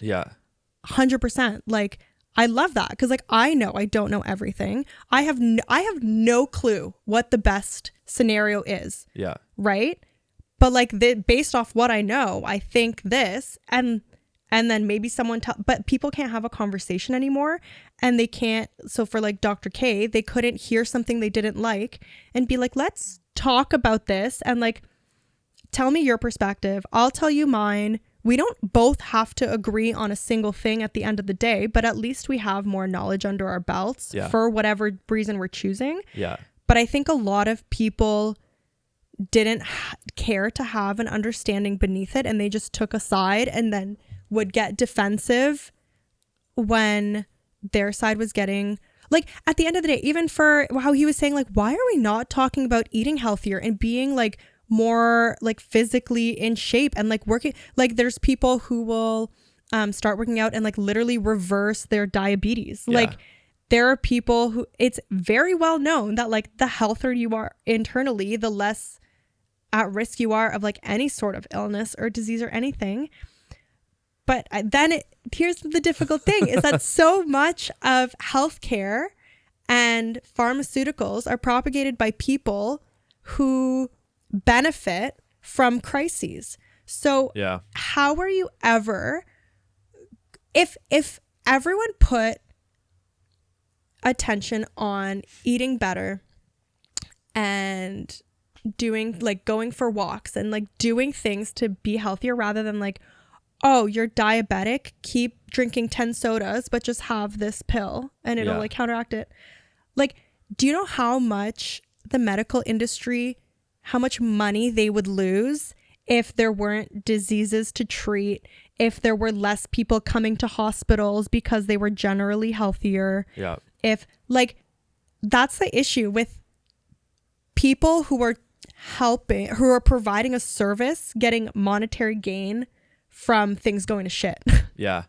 And you would think the people who would attack, say, Dr. K for saying like we really need to talk about exercise, because people would always complain about him by saying, oh, well, there are some people who like can't be physically active right now because of blah, blah, blah. And so like you can't just disregard them. And so those same people, you would think they would be generally on his side more because they would be against the more like pharmaceutical industry of like taking a pill to fix something. And so it's kind of weird that how that general crowd picks and chooses like what to attack. Also, oftentimes people will, wow, I just fully lost my train of thought. Literally, what were you just saying? Attacking like someone for saying like be physically active. There we go. Maybe. It was there for a second. Oh my God. Versus like attacking. Sometimes I actually have the memory of a goldfish. That's fair. Apparently it's not actually as bad as we think it is. The memory of a goldfish. Maybe I have like early onset. I forget names and things all the time. Like I was about to bring up the example of the swimmer and I totally forget both of their names. Who's the NCAA swimmer who just won the national championship for women? Could not tell you. I don't even know that. I don't even know that to forget it. Oh, wow. Okay. So this person was, I try to be so careful. This person was on the men's team. And then in their junior or senior year of university, transitioned and then joined the women's team. And there was no big pushback, but the administration, a couple people went to them and said like, no, like we don't want this. We don't want them changing in the room and like competing with us for spots on the team for national championships. And one of them who didn't do the same events, no, that was someone separate. Somebody lost to them in the national championships and I can't remember if they got second or missed the podium. I think they got second. And otherwise, this girl, can't remember her name, and it's killing me. She's like pretty popular in like probably more of like the right wing type stuff right now because they all want to talk to her. But she would have been the national champion. She had like national records and was on track for it. And then her final year, somewhat, I mean, probably more in her words, like a guy comes in and just takes it from me. And then when they were doing like their photo op, they said technically they had like tied in some way, and they just gave the medal to the other person for the photo op and just said like we have to do this. And so she's like, you've got to be kidding me. Like my whole experience is like ruined because of this. And now more people from like that swimming community are like speaking up now that they've all graduated. Yeah. And they're kind of like looking back on it. But at the time they all just kind of, nobody wanted to do anything about it. Like nobody wanted to push back because it would look bad, but they were all secretly super angry that like this happened. And I have no idea why I can't remember either of the names. They'll come to me at some point. That just is what your loss of your train of thought reminded me of the fact that I couldn't remember who these people are. Yeah. And it's like, maybe it's just because of the stuff I watch on like YouTube and things now that I'm very in tune with that world. But it's so crazy that can happen. And that's a non-contact sport. I know. So that's even different. And it's different, like, because 100, even I would have my own double standard. And I know it's a double standard of thinking that like if a girl transitioned to a male and she wants to compete with men, in my like the way I'm based off of my life, like the way it thinks, it's like, oh, well, women aren't at a biological like physical advantage over men. So that's like, if you do that, it's kind of like you're not losing anything, right? Like in general, guys are stronger, guys are this, guys are that. So like a female going into a male sport is almost like not, I know, like this, I literally can't say myself. Not that it's not as big of a deal, but then like if a male goes into a female sport, like at the end of the day, like there is a biological advantage. There is a biological advantage of going through puberty as a guy. And I'm not saying that them like transitioning and going to their things is wrong or that it shouldn't be. I don't know what the answer is, but I know it sucks when you're a female. And it's like the whole reason we had men's and women's sport was so that we women could compete against ourselves in a place where it was fair. But then now we can have another thing that's like going to be biologically advantageous coming into like the space. Yeah. And it's hard to have conversations about it because a lot of people don't want to, or they think that you're a horrible person for having whatever idea. But the whole reason you bring it up is because like, I don't know what the right answer is. I could be talking out of my ass 100%, but I just don't know. And I'm not going to know unless I ask you about it so that I can understand it better. Yeah. But, and so I think, the issue is essentially like, even if it's like the NCAA, they should be having, because it's a more recent thing, they should be having pretty open discussions on what they should do. Like, what are our options? Can we weigh the pros and cons? Can we play devil's advocate in all situations and figure out what makes the most sense moving forward? Because we have to make a decision for like the upcoming season on what rules there are going to be, which means we're going to have to consult like medical professionals. If it has to do with hormones, we're going to have to like know the research, make informed decisions. And that whole conversation just kind of like gets shut down. Like, no, it shouldn't happen. They're like, well, who says it? Yeah. Who says it shouldn't happen? And it's just like, well, the loud people, essentially. Yeah. And so they're just never going to get anywhere because they're just like, well, we can't even have the conversation. Even if the result is the same, you have to allow people to talk. Yeah. That's the thing. Even when I was younger, my mom would say like, no, you can't do that. Like if you just tell me, if you explain, I'm fine with any way anything goes. I just need to understand. Yeah. If I don't understand it, then like, I'm just like, well, who's to say no or who's to say, even going to like, there was an interview I saw, I forget if it was like Jimmy Fallon or something, I don't know. But there was a German guy, a German actor, and they were like, do you ever get offended that like most bad guys in movies are German? And he laughs and he's like, no. He's like, have you not seen German history? But like even that comment, and then you see a lot of people bringing up like the difference in how in Germany they teach about history versus even in Canada or Russia or wherever else. Like in Germany, they fully in their history classes go over everything completely uncensored, are like, this is every way that Germany was horrible. Let's be better. Like our ancestors may have done horrendous stuff, but let's learn from that so we never do it again. Or so that we know how to approach a situation better. Whereas like in a lot of countries, they're so ashamed of bad things that happen that they stifle it. And that's how shit gets repeated. So even in, this is going to be crazy to think about, but like even going through, I don't know if it's because I went to Catholic schools until I was in grade 8, probably. But until I was in first or second year of university, I never knew about like the whole ordeal of like Indigenous kids being taken to the schools. And like, I didn't know anything about Indigenous history in any way, shape or form.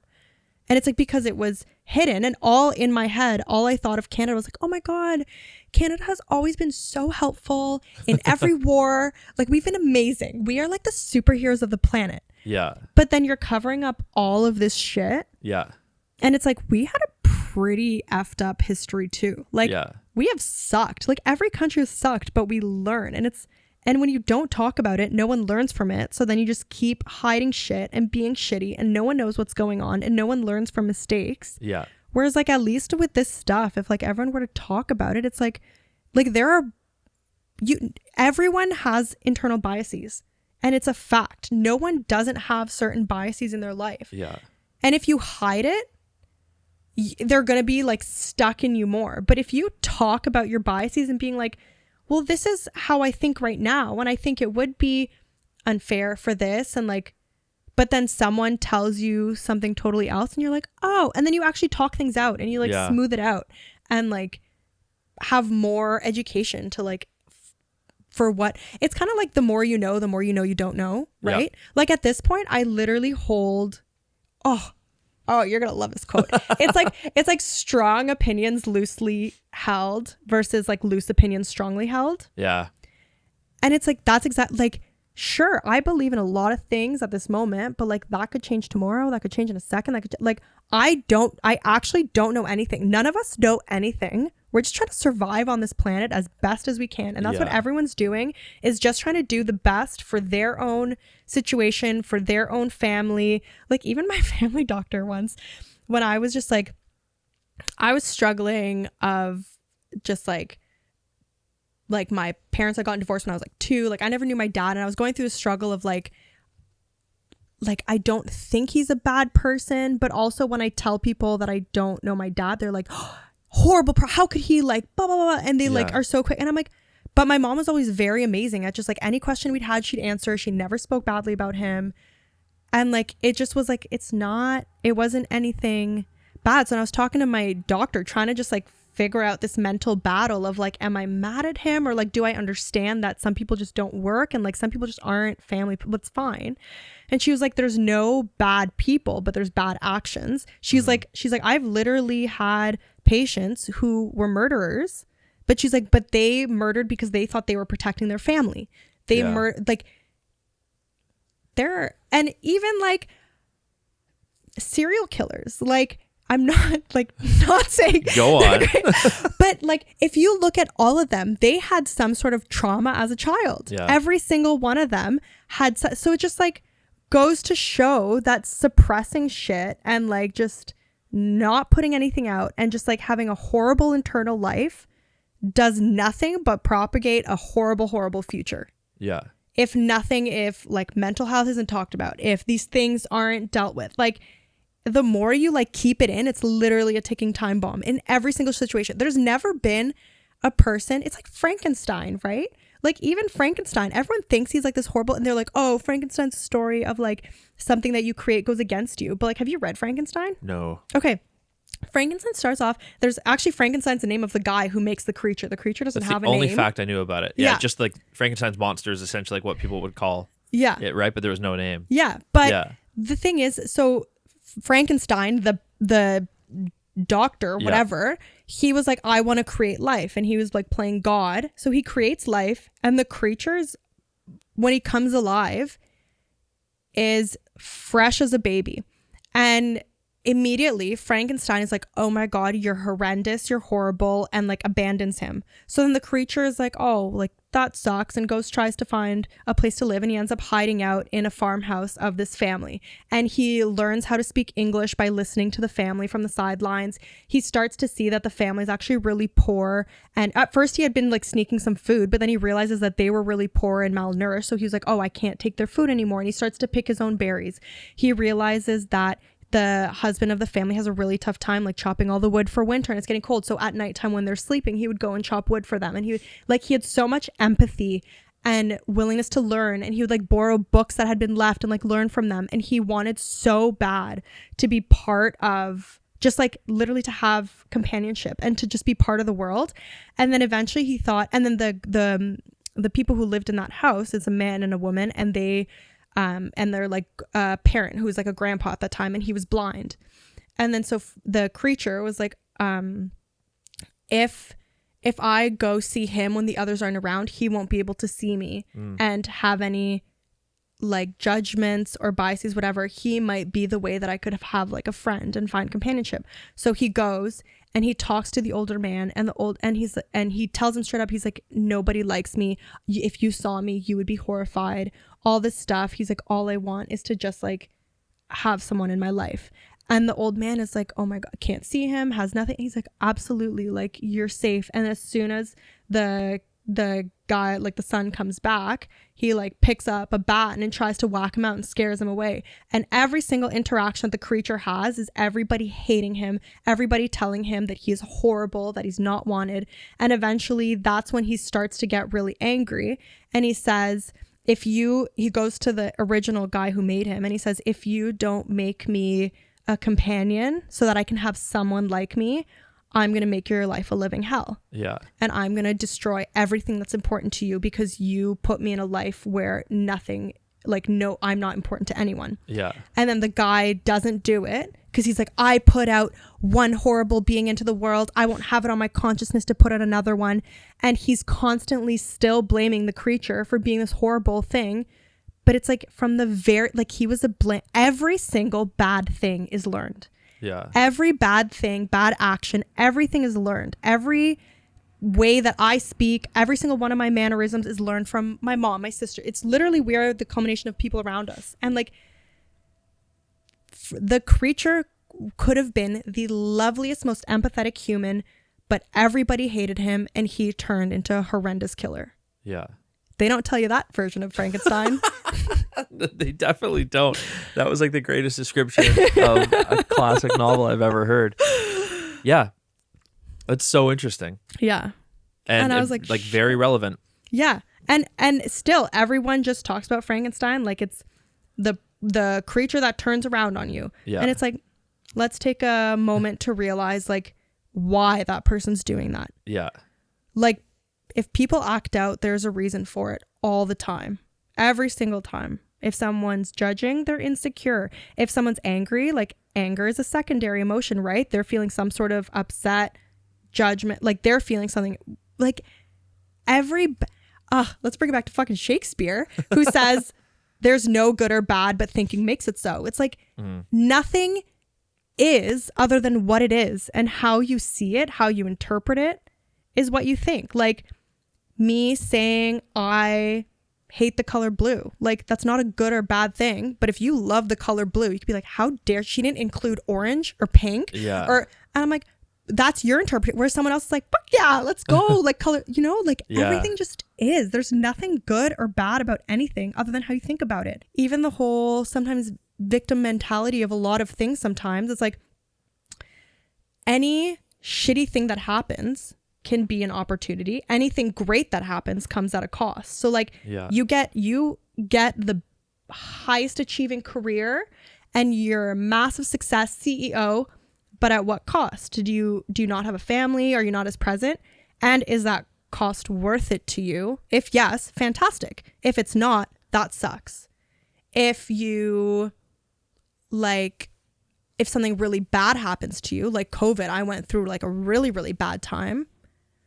But thank God for it, because I never would have snapped out of like all the ways that I was thinking, and I wouldn't have learned the things that I actually love. I would never have like started trying to paint. I would have never thought about having any sort of life outside of my job, right? Like everything is always balanced, and it's just like there's so much judgment. Like it's just so tiring. Like just like live, just like be, and just like you know? Yeah, I think it's all like, well, I don't know if maybe it's a mix of whether everything is sort of driven by shame or the avoidance of shame, or if it's driven by popularity. And it's probably a mix of both. But if you picture someone who, like if you're saying like, oh, I hate the color blue. Yeah. And then someone gets offended by that because blue is their favorite color. There's a good chance that they feel shame because someone doesn't like what they like. So their natural reaction is going to be, one, I need to counter this shame. I need to do something to not feel shame about this, to not feel bad for like liking something that someone doesn't like. And two, there must be a way for me to not only get back to neutral, but to sort of assert myself and maybe gain some sort of popularity in a sense by one-upping that person. And I think that's sort of the root of everything, which is... And taking everything so personally, right? Like if I hate the color blue, that doesn't mean I hate you if you like the color blue. Yes. That just means I don't like the color blue. But I can still love you. And I can still think you're the best person in the world. We just don't have the same favorite color. Yeah, and I think that's where people go wrong is they say, when you say you hate that color, and they interpret it in a way as you must hate them. I think it's more that if you're judging one thing about them, other people might see you as less because someone judged one thing. And so they probably go down the rabbit hole of, if more of this happens, I'm going to be an outcast. And it's a fear of failure, right? Yeah. Like no one is able to handle failure, which is also where a few years ago, there was a story of like a elementary school soccer league, and they took out the ball and made them play with an imaginary ball because they didn't want anyone to like get their feelings hurt over losing. But if you didn't have like winning or losing, you would never learn that you have to work for what you want. Yeah. You would literally sit there and say, I can do nothing and I will get the same reward if someone does everything. Yep. And the opposite, the person who initially wanted to do everything, they're like, I can do all of this and it's not going to pay off for anything. Like there's no ability, I think, for anyone to fail. Again, back to, I think, social media and cancel culture. Like that's something that is also like the whole point of cancel culture is people want accountability from the person who's like being canceled. But the whole act around cancel culture goes against everything of that, because you want someone to acknowledge that they said something wrong and that they've learned from it. Great. Let's all teach each other everything and like figure out life, because nothing about it makes sense. Yeah. But when you say you did one thing wrong, you're canceled, you give no room for that person to grow. Even if someone like how politicians, they'll say 10 years ago, you did that. Yeah. Have you never made a mistake in your life?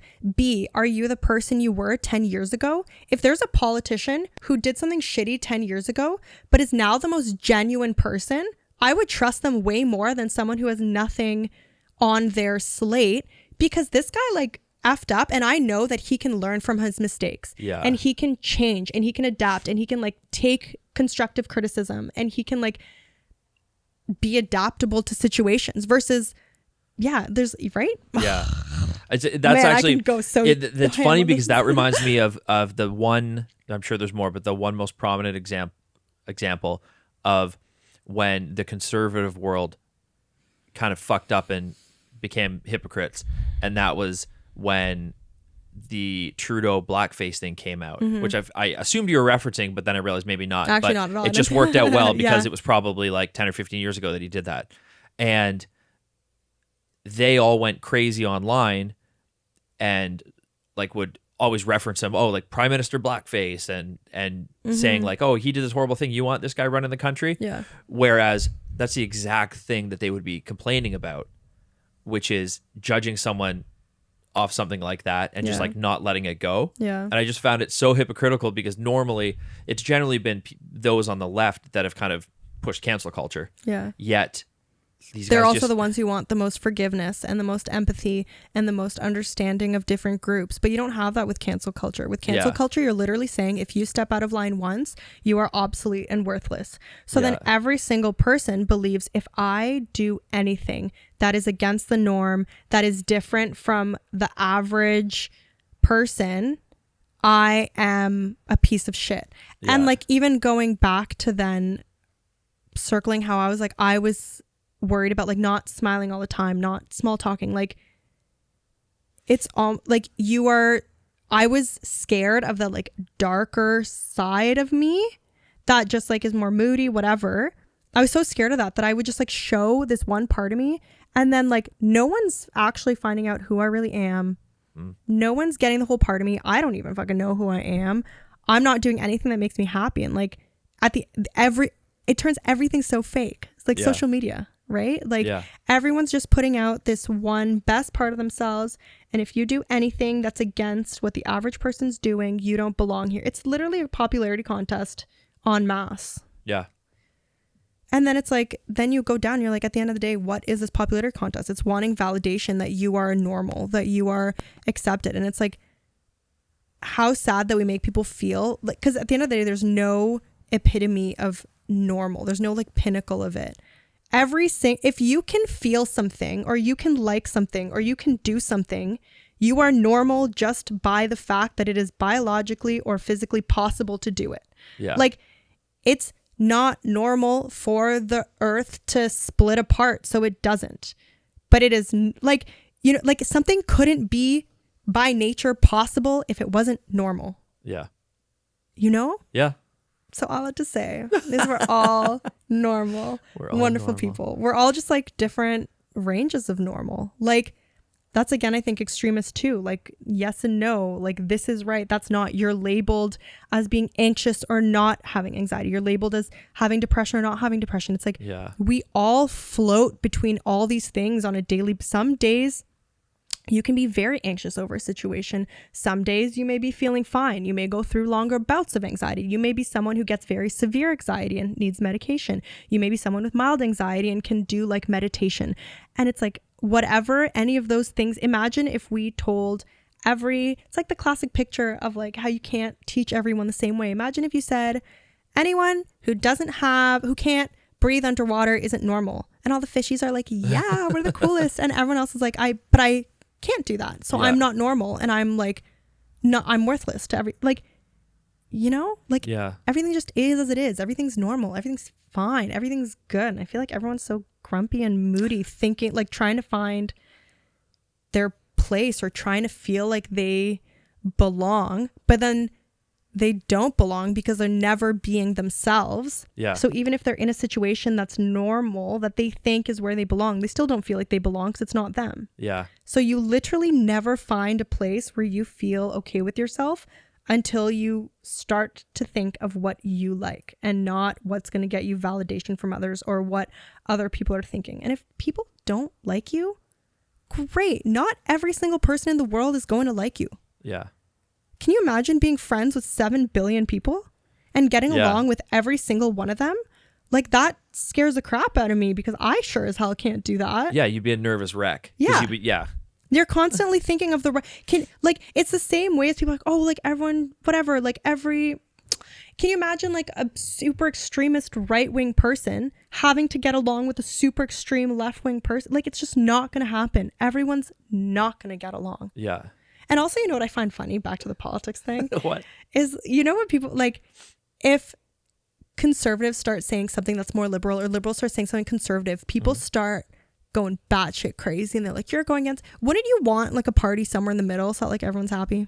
I don't know why that popped into my head, but like, wouldn't you kind of want like someone who can understand the different sides of people and like who can understand, having lower taxes is great, but like also this is great, you know? Like I feel like as soon as you say you believe in this one idea that conservatives have, you're an extreme conservative. Yeah. I don't like you.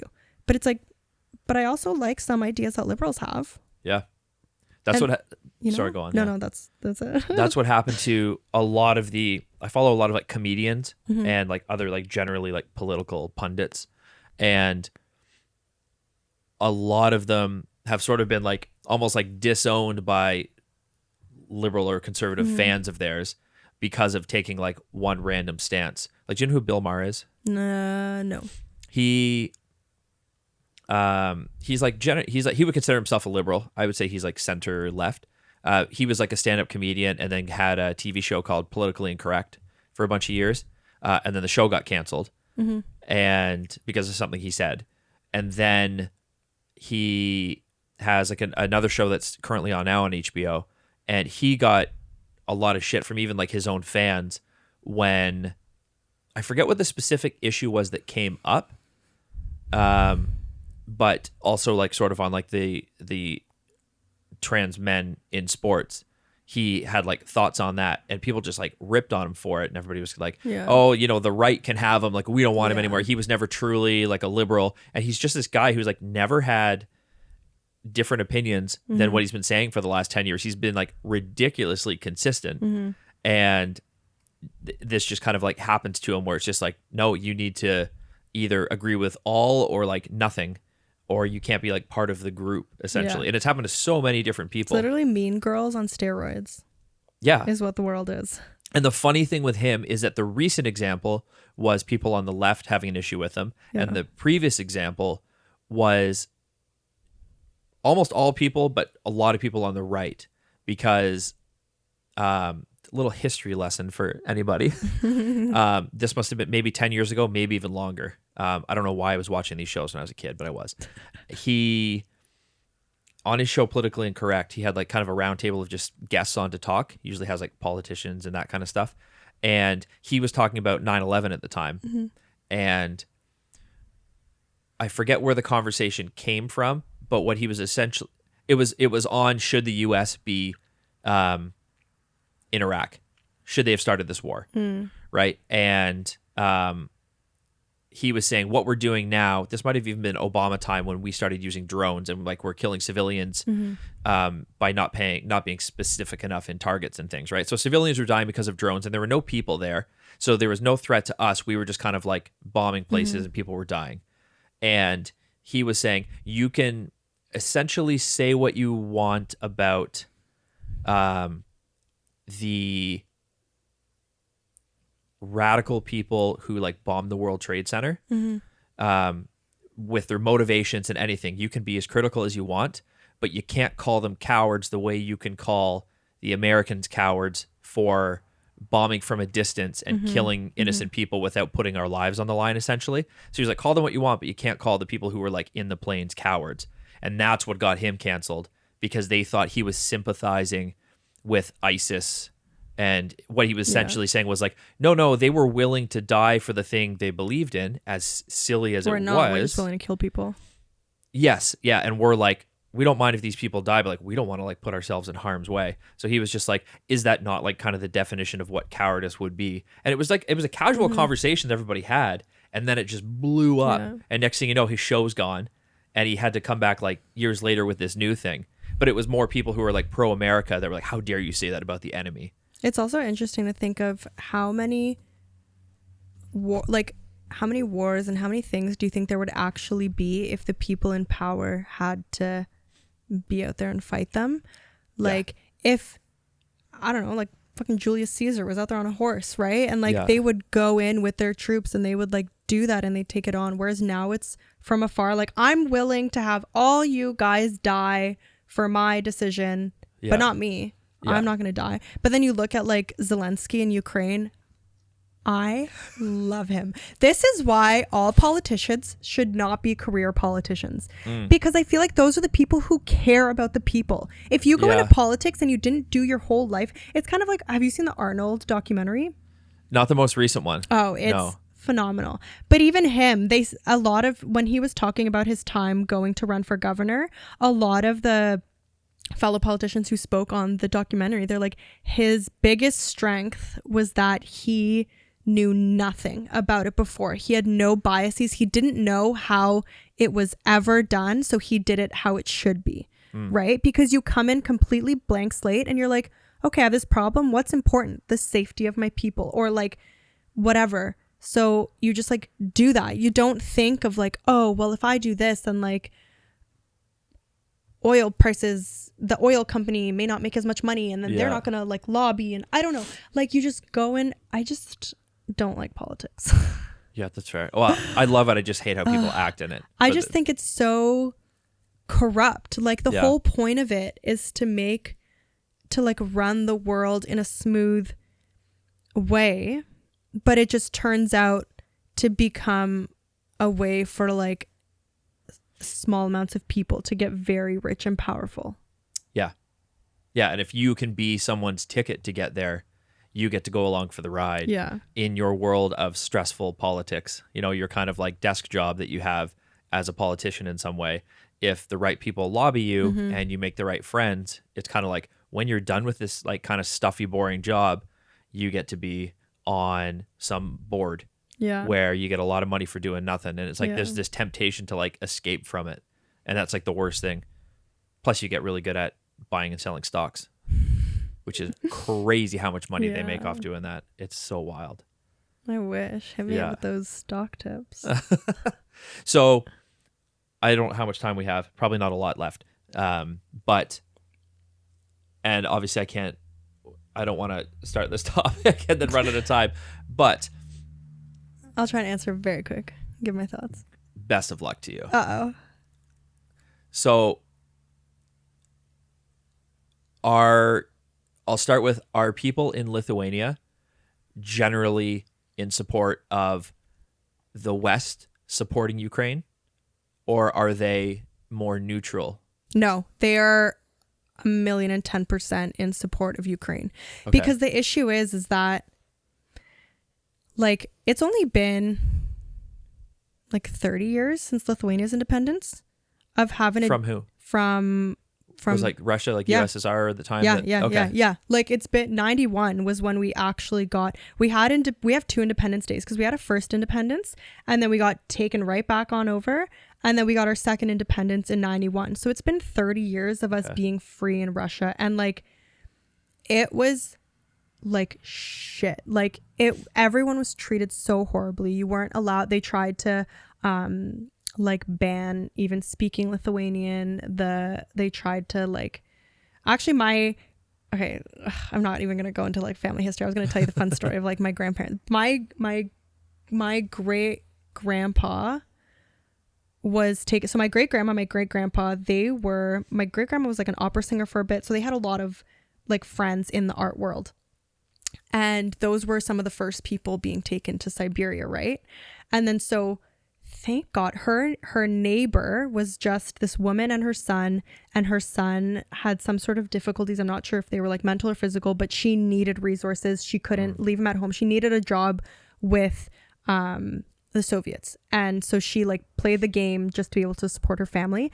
And so she happened to see the list of who's being taken to Siberia the next day. And she saw my great grandma, my great grandpa. And so she like snuck out the window, told my great grandma in the middle of the night.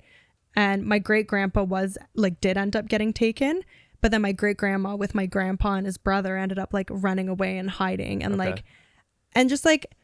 anyway, so like even to, not to this day, because now my great grandma's passed, but like even to the day she was done, if any Russian asked for her for directions, she would point them the wrong way. Like just little things like that, because it was so traumatizing. There's so much. And I think also because we're so close to Russia that we see how,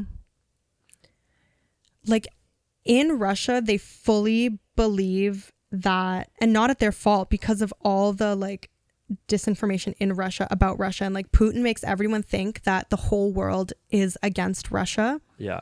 And that the only way that they'll get out of it is by him.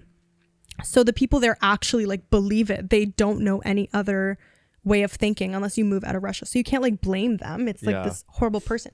But anyways, all that to say is like Lithuania just has recently got their independence. They joined NATO, which gives them protection, right? But that's the whole fight over Ukraine right now, because Ukraine wants NATO protection since they're so close to Russia, but then Russia doesn't want NATO near them. So then it's like like they're just kind of the like middleman, just being like, we just want to survive, man. Like, just let us be. Yeah. And then the struggle, everyone's like, I don't know how like true or what it, because the argument is like, if Ukraine goes down, like Lithuania is literally the next in line. Like, yeah, they're the next one on the path. What would happen? I don't really know, because we do have NATO protection. So like right now, Russia can touch Ukraine and NATO won't do anything. Yeah. But if they touch Lithuania, NATO has to. So that would like erupt on this whole other thing, which is a struggle. This summer, there's a whole NATO summit in Lithuania.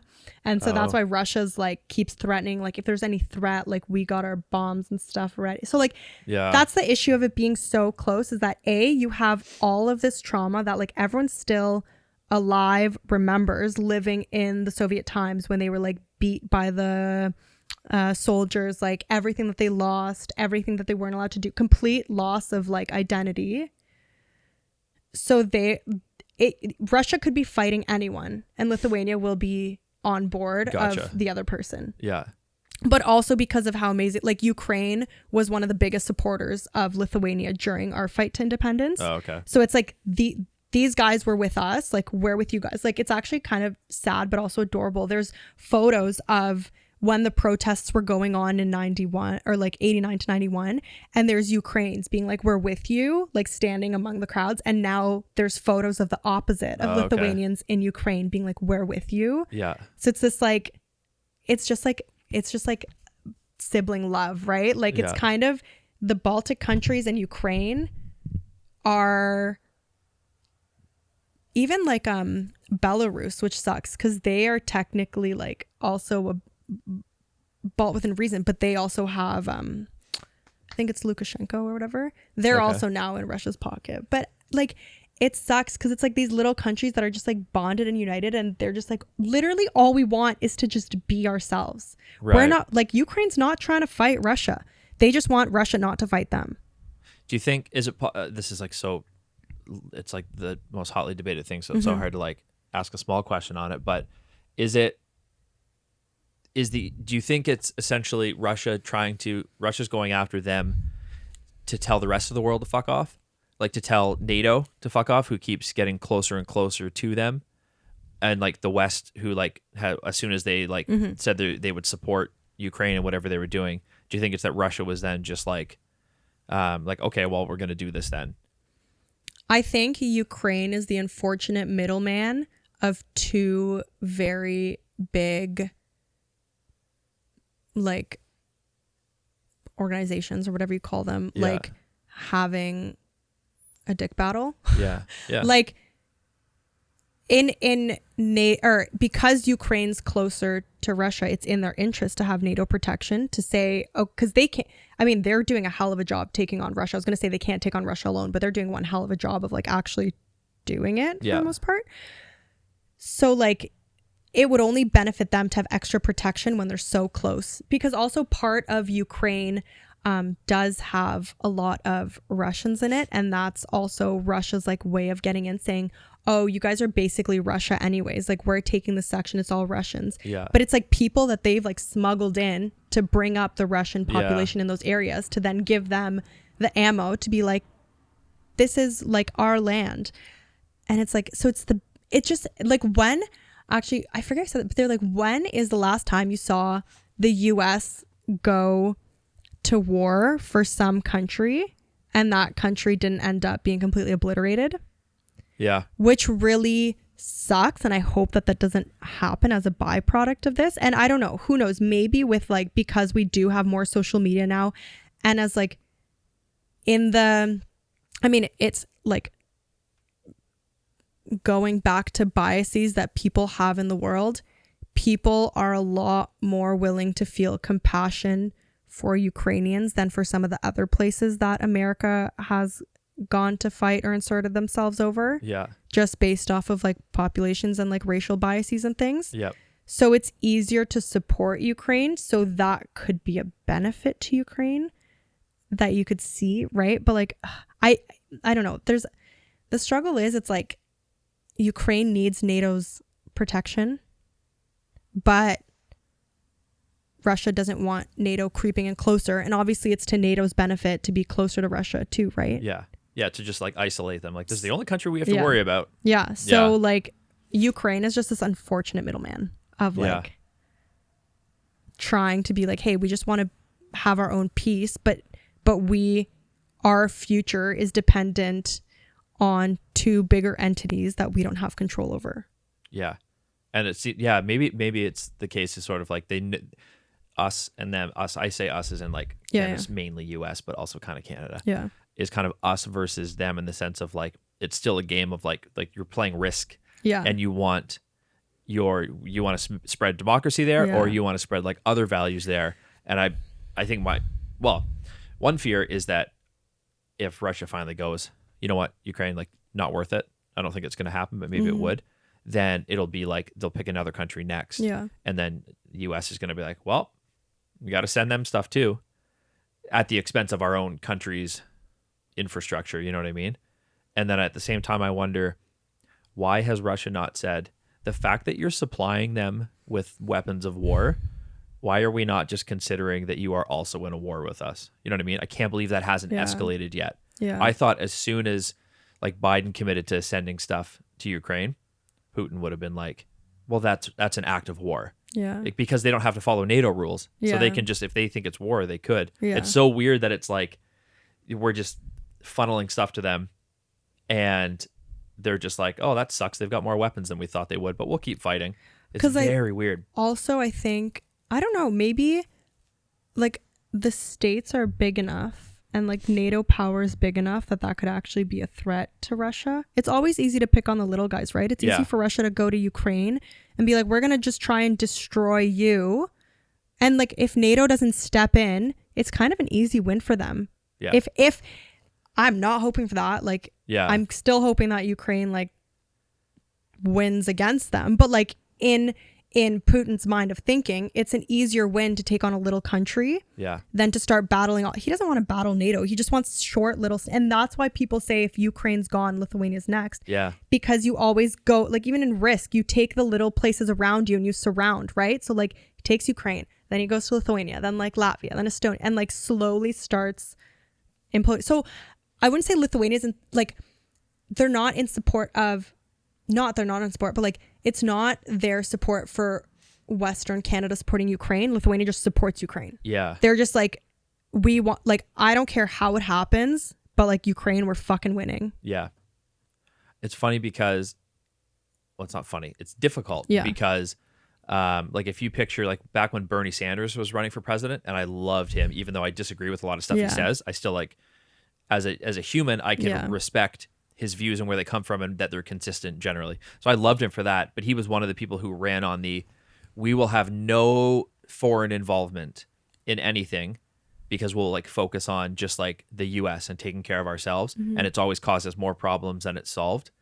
And that has to be the hardest thing to like truly decide on, because if you just kind of like wall yourself off from everything else, you don't know what monopolies are getting created over there that are going to like eventually come and get you, and then all those resources you didn't spend to protect the smaller countries, you're now going to have to spend to protect your own country because that smaller country's part of like Russia or something. And it seems like it's sort of like the easiest thing to say from like the more probably liberal perspective, that is, we should not be involved in other nations' issues because they have different cultural beliefs, and we shouldn't like enforce our beliefs on them and get ourselves involved in wars or like replace their leaders with people that we like. Like, we should just not be involved, which sounds great. And then like, what do you do when you have like what you would consider like an innocent country that you know is just they're all just gonna get gobbled up by like the Russian Pac-Man, and then you're gonna have like a problem on your hands. It's just like one example of how a simple sounding view gets so complicated and you can't get anywhere with it. It's also an unfortunate thing that even such big countries, like, it's unfortunate that any of that has to even be a question, because why do the big countries always have to try and enforce their power everywhere? And like, why can't the smaller countries just have their own monopoly and run themselves and do their own thing? And like, why can't everyone just like be as they are rather than getting into these like, I need more. It's always this fight for nothing is good enough. Always need more. Yeah. Always need more power. Always need more everything. But like, imagine if instead of every single country fighting each other, if every country just like almost like not pooled resources, but like collaborated. And like, we know these, like Canada has so many natural resources. We know that these people do this, those people, and just everyone was like, hey, this benefits us to trade, and you have your trades and you do this, and you just like let everyone run themselves. Yeah. Rather than everyone thinking that they have like, that it's their power to decide if a country runs themselves or not. Yeah. Yeah, it's almost like how the US is with its own states. Yeah. That can be like pretty different from one another. Yeah. And yet can decently exist with a lot of debate and infighting, but in a healthy-ish way. Maybe not anymore. Yeah, maybe not now. Yeah. There's people. I feel like it's been getting more and more extreme as the years go there. Oh, that's true. Yeah. But yeah, it's also so big. Have you read Sapiens? No. Okay. I have it, I think, but I haven't read it. I've only read like the first half. Yeah. But it starts so interesting, and it talks about the hierarchies needed to maintain order in groups of people. Okay. So the smaller the group, the less like levels you need. So say you have like a mom and pop shop and you just have the owners and your employees, and it's like, that's good. But as soon as you have a bigger organization, then you have a founder, CEO, managers, whatever they're called, and then like you have, and the more people you have, the more tiered you have to get, and there always has to be some sort of hierarchy, which is really difficult because then there's a fight for equality. But you like, how can you have a hierarchical system that keeps order while trying to keep equality? And like it's kind of like this cognitive dissonance of like, both things need to be present, but how? Yeah. And like, yeah, I just don't know where I was going. I actually think I have like the worst memory there's ever been. Not even memory, but I go on, like I started off with a strong thought and then I just go and I tangent onto 500 different things. And I'm like, how did I even get here? That's fair. Would you do that in your own world when there's not like all this gear going on too? Yeah. Because it distracts me big time. I think this is also where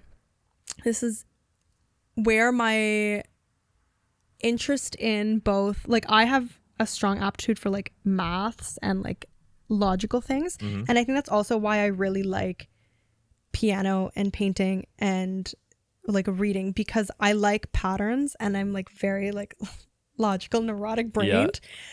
So I think that's why it kind of works for both things, where I'm like, oh, I have this like creative, but then I'm also like, oh my God, they always say that these like logical creatives are like the most neurotic and like mad. So I'm like, am I going into madness and I'm gonna like cut off my ear? Yeah. But I have like, my mind runs in 500 million directions. So like, even as you're saying something, I'm like, oh my God, that reminds me of this. Then you say something, I'm like, oh my God, that reminds me of this. And then I'm like, I need to tell Rob about all these things. And then as I'm saying it, then I say something, I'm like, that reminds me of that. And then I say the next thing, I'm like, but that reminds me of that. I'm very similar. And it's just like every single direction that I could possibly go in, it's just like everywhere. As you're like talking in general, or when anybody's talking to me, and I know they're like doing their thing, so they're like on a roll with whatever it is they're saying, I can picture a me in my head who's holding up fingers saying, point number 1, remember this. Point number 2, remember this. And I'm like visualizing myself doing this without moving. Yeah. And then at the same time, I'm like, is my recording light still on? When do I ask? But it's funny. I think we're probably very similar in that, where it's like this is why people need to talk more, because once you get to open up your thinking and it feels free, 1,000 ideas explode out because you haven't had other chances to let them out yet. Yeah. And it's like the best catharsis. And then people like us get crazy overwhelmed by it, and the ideas that are spinning around start colliding into each other. Yeah. It's just a little solar system in there. Even like music. Oh, okay. I'm going next month to see, maybe not, Ludovico Einaudi. He's a pianist. Okay. And he like, there's some of his songs on Instagram of like people put them behind like travel videos, whatever. Okay. But like that was his music. He's a brilliant, oh God, I don't know how to say the word in English. Composer? Okay, yeah. I'm like compositor. He's a brilliant composer, and just like that was what prompted me to start taking music lessons, because it's one of the only things that can fully consume. Like I'll be thinking about something, but I could have a sub thought behind it going on too. Yeah. And like there's different levels, and there's not many things that can fully consume every part of my brain at once. And then, but his music has like the piano, and like the main part is like following the piano, but then the side chart is like following the violin. And then this, and like he's brilliant, so it just like takes you on a ride, and it's the only times where I feel like my whole brain is following this like one process and consumed by these things. Okay. And so that's when I started noticing. I was like, I really like creative stuff. Like it's itching the same thing that like numbers do. Yeah. But in a totally different world that's not constrained by like a yes or no answer. Yeah. And but then that's almost like more daunting, because then I'm like, oh my God, there's no yes or no answer. Like, where do I even go? What do I start with? What do I end with? And that's where my trains of thoughts end up like falling all over the place, because it's like, what's my beginning? What's my end? Where am I going? Like, what's this? It's just like, I swear I have like minor, like mild ADHD or something. My sister and I talk about it all the time because she's the same. And we're just like, we're just so all over the place, but in such a like analytical way. Yeah. I think as long as you can control it, then it's good. That's what they say. I forget what she showed me, but it was another entrepreneur saying like she was saying it from the entrepreneur side, because obviously she does entrepreneurship, but they were like, these people, most of their lineages have some forms of like mental health in them. And like there's a level of mental health where it's like you can't control everything going on in your brain, so like your Van Gogh cut off an ear or something, but it takes, especially entrepreneurs, like it takes there has to be some different way that your brain works in order to see things differently than how it is, and being like, how can this be improved? How can that be done? And seeing things that aren't there. Like you have to have a different way of thinking, right? Yeah. So then they say a lot of like, there's obviously a spectrum, but a lot of people who do the entrepreneurship stuff or do things where they're like creative, there's something that's like a bit different in their minds that allows them to just like see these things that aren't there, or feel these things that aren't there, and just like make magic out of it. Yeah. So all I'm saying is that we're in the mental health club. Nice. We'll get some t-shirts made of that. That'd be amazing. Yeah, my guess is they've probably correlated that with like the big 5 like personality traits. Yeah. And I bet they differ in certain ways in general when you go to like different locations or different cultures. Yeah. I'll have to look that up. Even introverts, right? Maybe that's why we're so also introverted, because there's so much going on in your head. Yeah. That you're just like I'll just sit there and my mind's just like spinning, listening to people talk, and I love it. And I feel so busy even though I'm doing nothing. Yeah. Whereas like extroverts, they're just able to like talk it all out and say everything. Yeah. And I'm just like, oh my God, I'm like overstimulated. I sometimes picture, if you can picture, this is the last thing I'll say, because like I gotta make sure you don't miss your flight. That if you picture, say like the hearing range that humans have, right? There are all sorts of frequencies out there, right? Dogs hear more than us. Other animals hear different amounts. So there's this huge spectrum, right? And as you go into like the lower and lower frequencies, which is, I'm going backwards, you get to that point where some humans can start to hear it. And then you get to the point where pretty much all humans can hear it. And I think in sort of the ADHD / like autism spectrum, I think it is the same size, and it's just like most people, something's going on. Now you're diagnosed with ADHD, and then it can go from there. Because I just imagine like there's some people that are just way over here, and nothing bothers them. But I think most of us are in some way on like an actual true spectrum, and it's not until you get to a certain point that it like registers with a definition, or like someone being like, yeah, sure, that counts. But I think we're all in there in some way. because like once you get far enough, you are closer to like nonverbal. Yeah. And your brain can still do 1,000 things. Literally, it's one of the most brilliant people. Yes. But the trade-off is like sharing less, because you all of a sudden can already have the conversation with who you're with in your own head, and you already know where it's going to go. So you don't even want to start it because you're onto something else. Yeah. I find it so fascinating. Okay, literally last thing off of your point. No, but then on your point of the fact that there's like spectrums and we only like hear or see certain things, like how, I don't even know what the like ignorant or narcissistic of like society to think that we have any sort of control over the earth or know anything when we see such limited fragments of it. Yeah. And it's like, we don't know probably 90% of like the energies and colors and sounds. Like there's probably more to you than what I can physically see or hear. Yeah. So it's like we have such an obsession of knowing how everything works and thinking we can control it. And I think it's maybe the fear of like lack of control, and it's the fear of the unknown, which I think a lot of people struggle with. Yeah. That was for sure why the like existential fear of death, because I'm so scared of the unknown. Yeah. But once you're just like, I don't know, like it's so freeing to just be able to say, I don't fucking know. Yeah. Like, I don't know. And then you're just like, well, whatever it is. Yep. Like, I don't know how this is going to turn out. And I'm going to probably seem. Oh, it's going to be great. I don't even know where my train. I don't remember half of what we talked about. So I'm going to list this. I'm like, oh, yeah. I'll be ruthless in the clips I make out of it. Just you bouncing ideas all over the place. I know. The worst, like, one-liners put together to, like, mash up something horrible. I'll mash it up. Yeah. I can't wait. Lithuania loves Putin.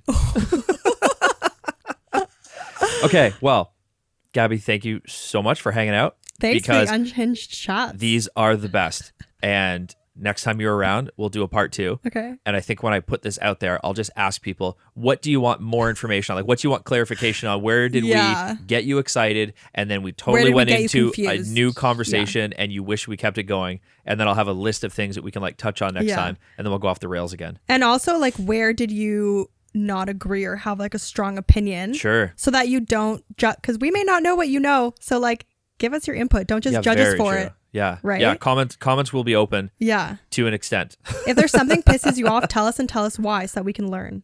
Yes, I appreciate that. I'll have to talk to your sister at some point too. Oh yeah. I saw her the other day. Because she goes to the gym. Oh, or sometimes does. Randomly was there. But we've never actually met. Yeah. So I didn't go and just say, hey, you look like your sister. It's nice to meet you. But we both get that often enough where people are like, are you Gabby's sister? And she has no clue. And they're like, yeah, you guys look alike. Yeah, you really do. Yeah. Now that I have my brown hair, it's a little easier. Yeah. Yeah. Fair. I also... Shout out to my sister. She has a book. Go buy it. Oh, there you go. Nice. I'll... Indie publisher. Throwing it back to when we talked about that. Oh, really? She like put it on Amazon too? Yeah. Oh, nice. Okay. All right. Are you not following her? Just kidding. No, but I will now because I just got publicly called out for it. Siggy, I'll follow you. And he said he's going to buy your book. As soon as I turn this camera off, I'm going to ask for a little cash. Okay. Thanks for listening, everyone.